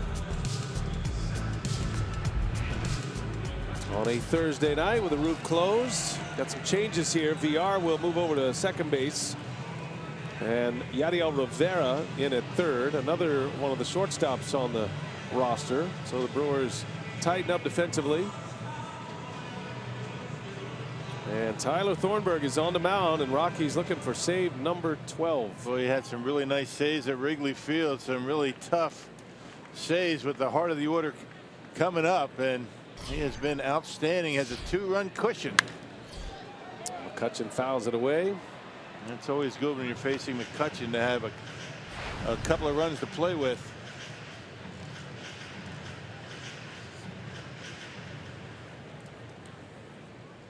Tyler Thornburg, an emerging star. He had a couple of saves in Chicago that go right up there on the list as two of the more gutsy saves of the season, considering the circumstances and the batters he was facing.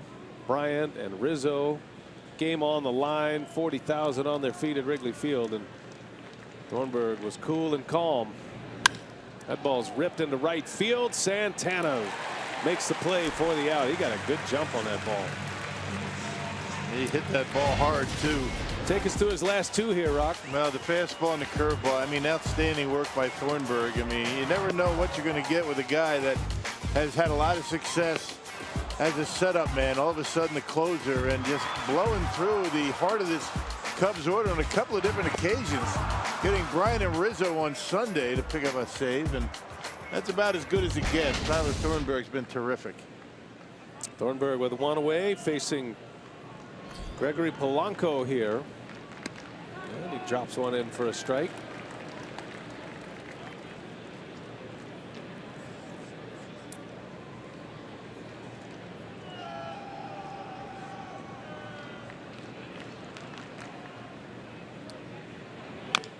Slow roller. Thornburg, a good athlete. Easy for him. 2 up, 2 down. Well, how good has he been? 10 out of 12. A lot of those blown saves that we showed you earlier came from early in the season before his time as a closer, maybe a 7th inning or an 8th inning blown save, but he's giving up almost nothing. Look at that, .27 earned run average. Amazing. He has not given up a base hit to a right-handed batter since July 28th. As he just misses Gung. Right-handed batters are now 0 for their last 37 against Thornburg, with McCutchen's line out to start the inning.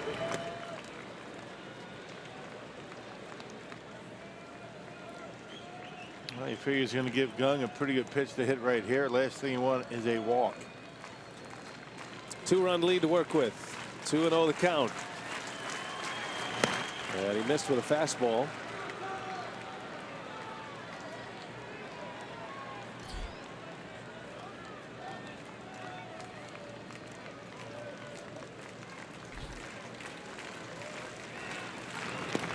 And he lost him on 4 pitches. Man.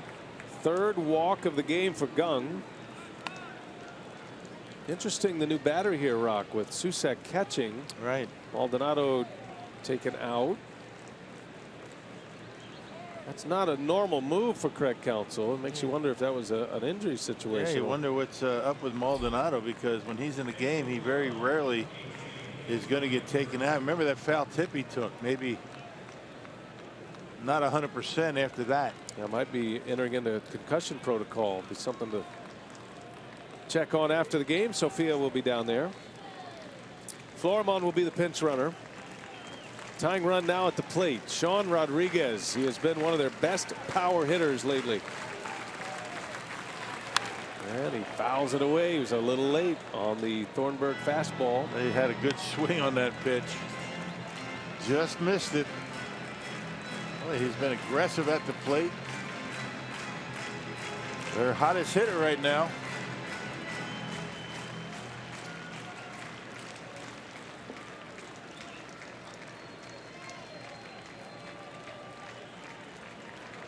No balls and a strike. And Rodriguez takes a ball high. Rodriguez drove in 3 yesterday. Hit a home run into left center.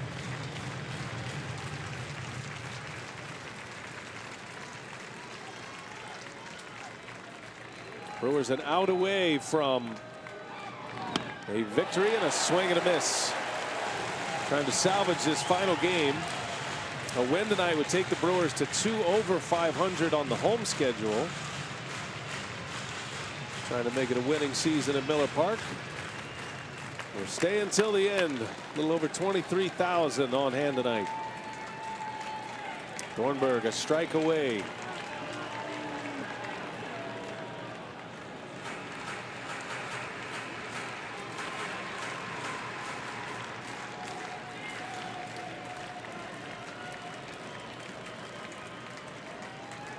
Big pitch coming.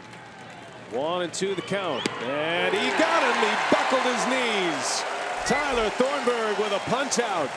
And the ball game is over. The Brewers win. They beat the Pirates. Snap Pittsburgh's 6-game winning streak here at Miller Park. A 3-1 win. Home runs from Jeanette and Carter. Makes a winner out of Chase Anderson. Good ball game tonight, partner. Yeah, I mean, the pitching for the Brewers has really been good for a nice extended period of time. And with that win tonight, the Brewers have now surpassed their win total from last year. And I know that was a goal for David Stearns, and they're able to do it here tonight in front of the home crowd. Save number 12 for Thornburg. Sets us up for Brewers Live. Craig Kashawn, Davey Nelson standing by. Take it away, Craig. Okay, BA, yeah, real good game here by Milwaukee, and we'll break it all down. We could do it almost big hit by big pitch as well. We're going to hear from Craig Counsell and the winning ball club. Sophia standing by with interviews on the field. Stay with us. Brewers Live postgame is on the way.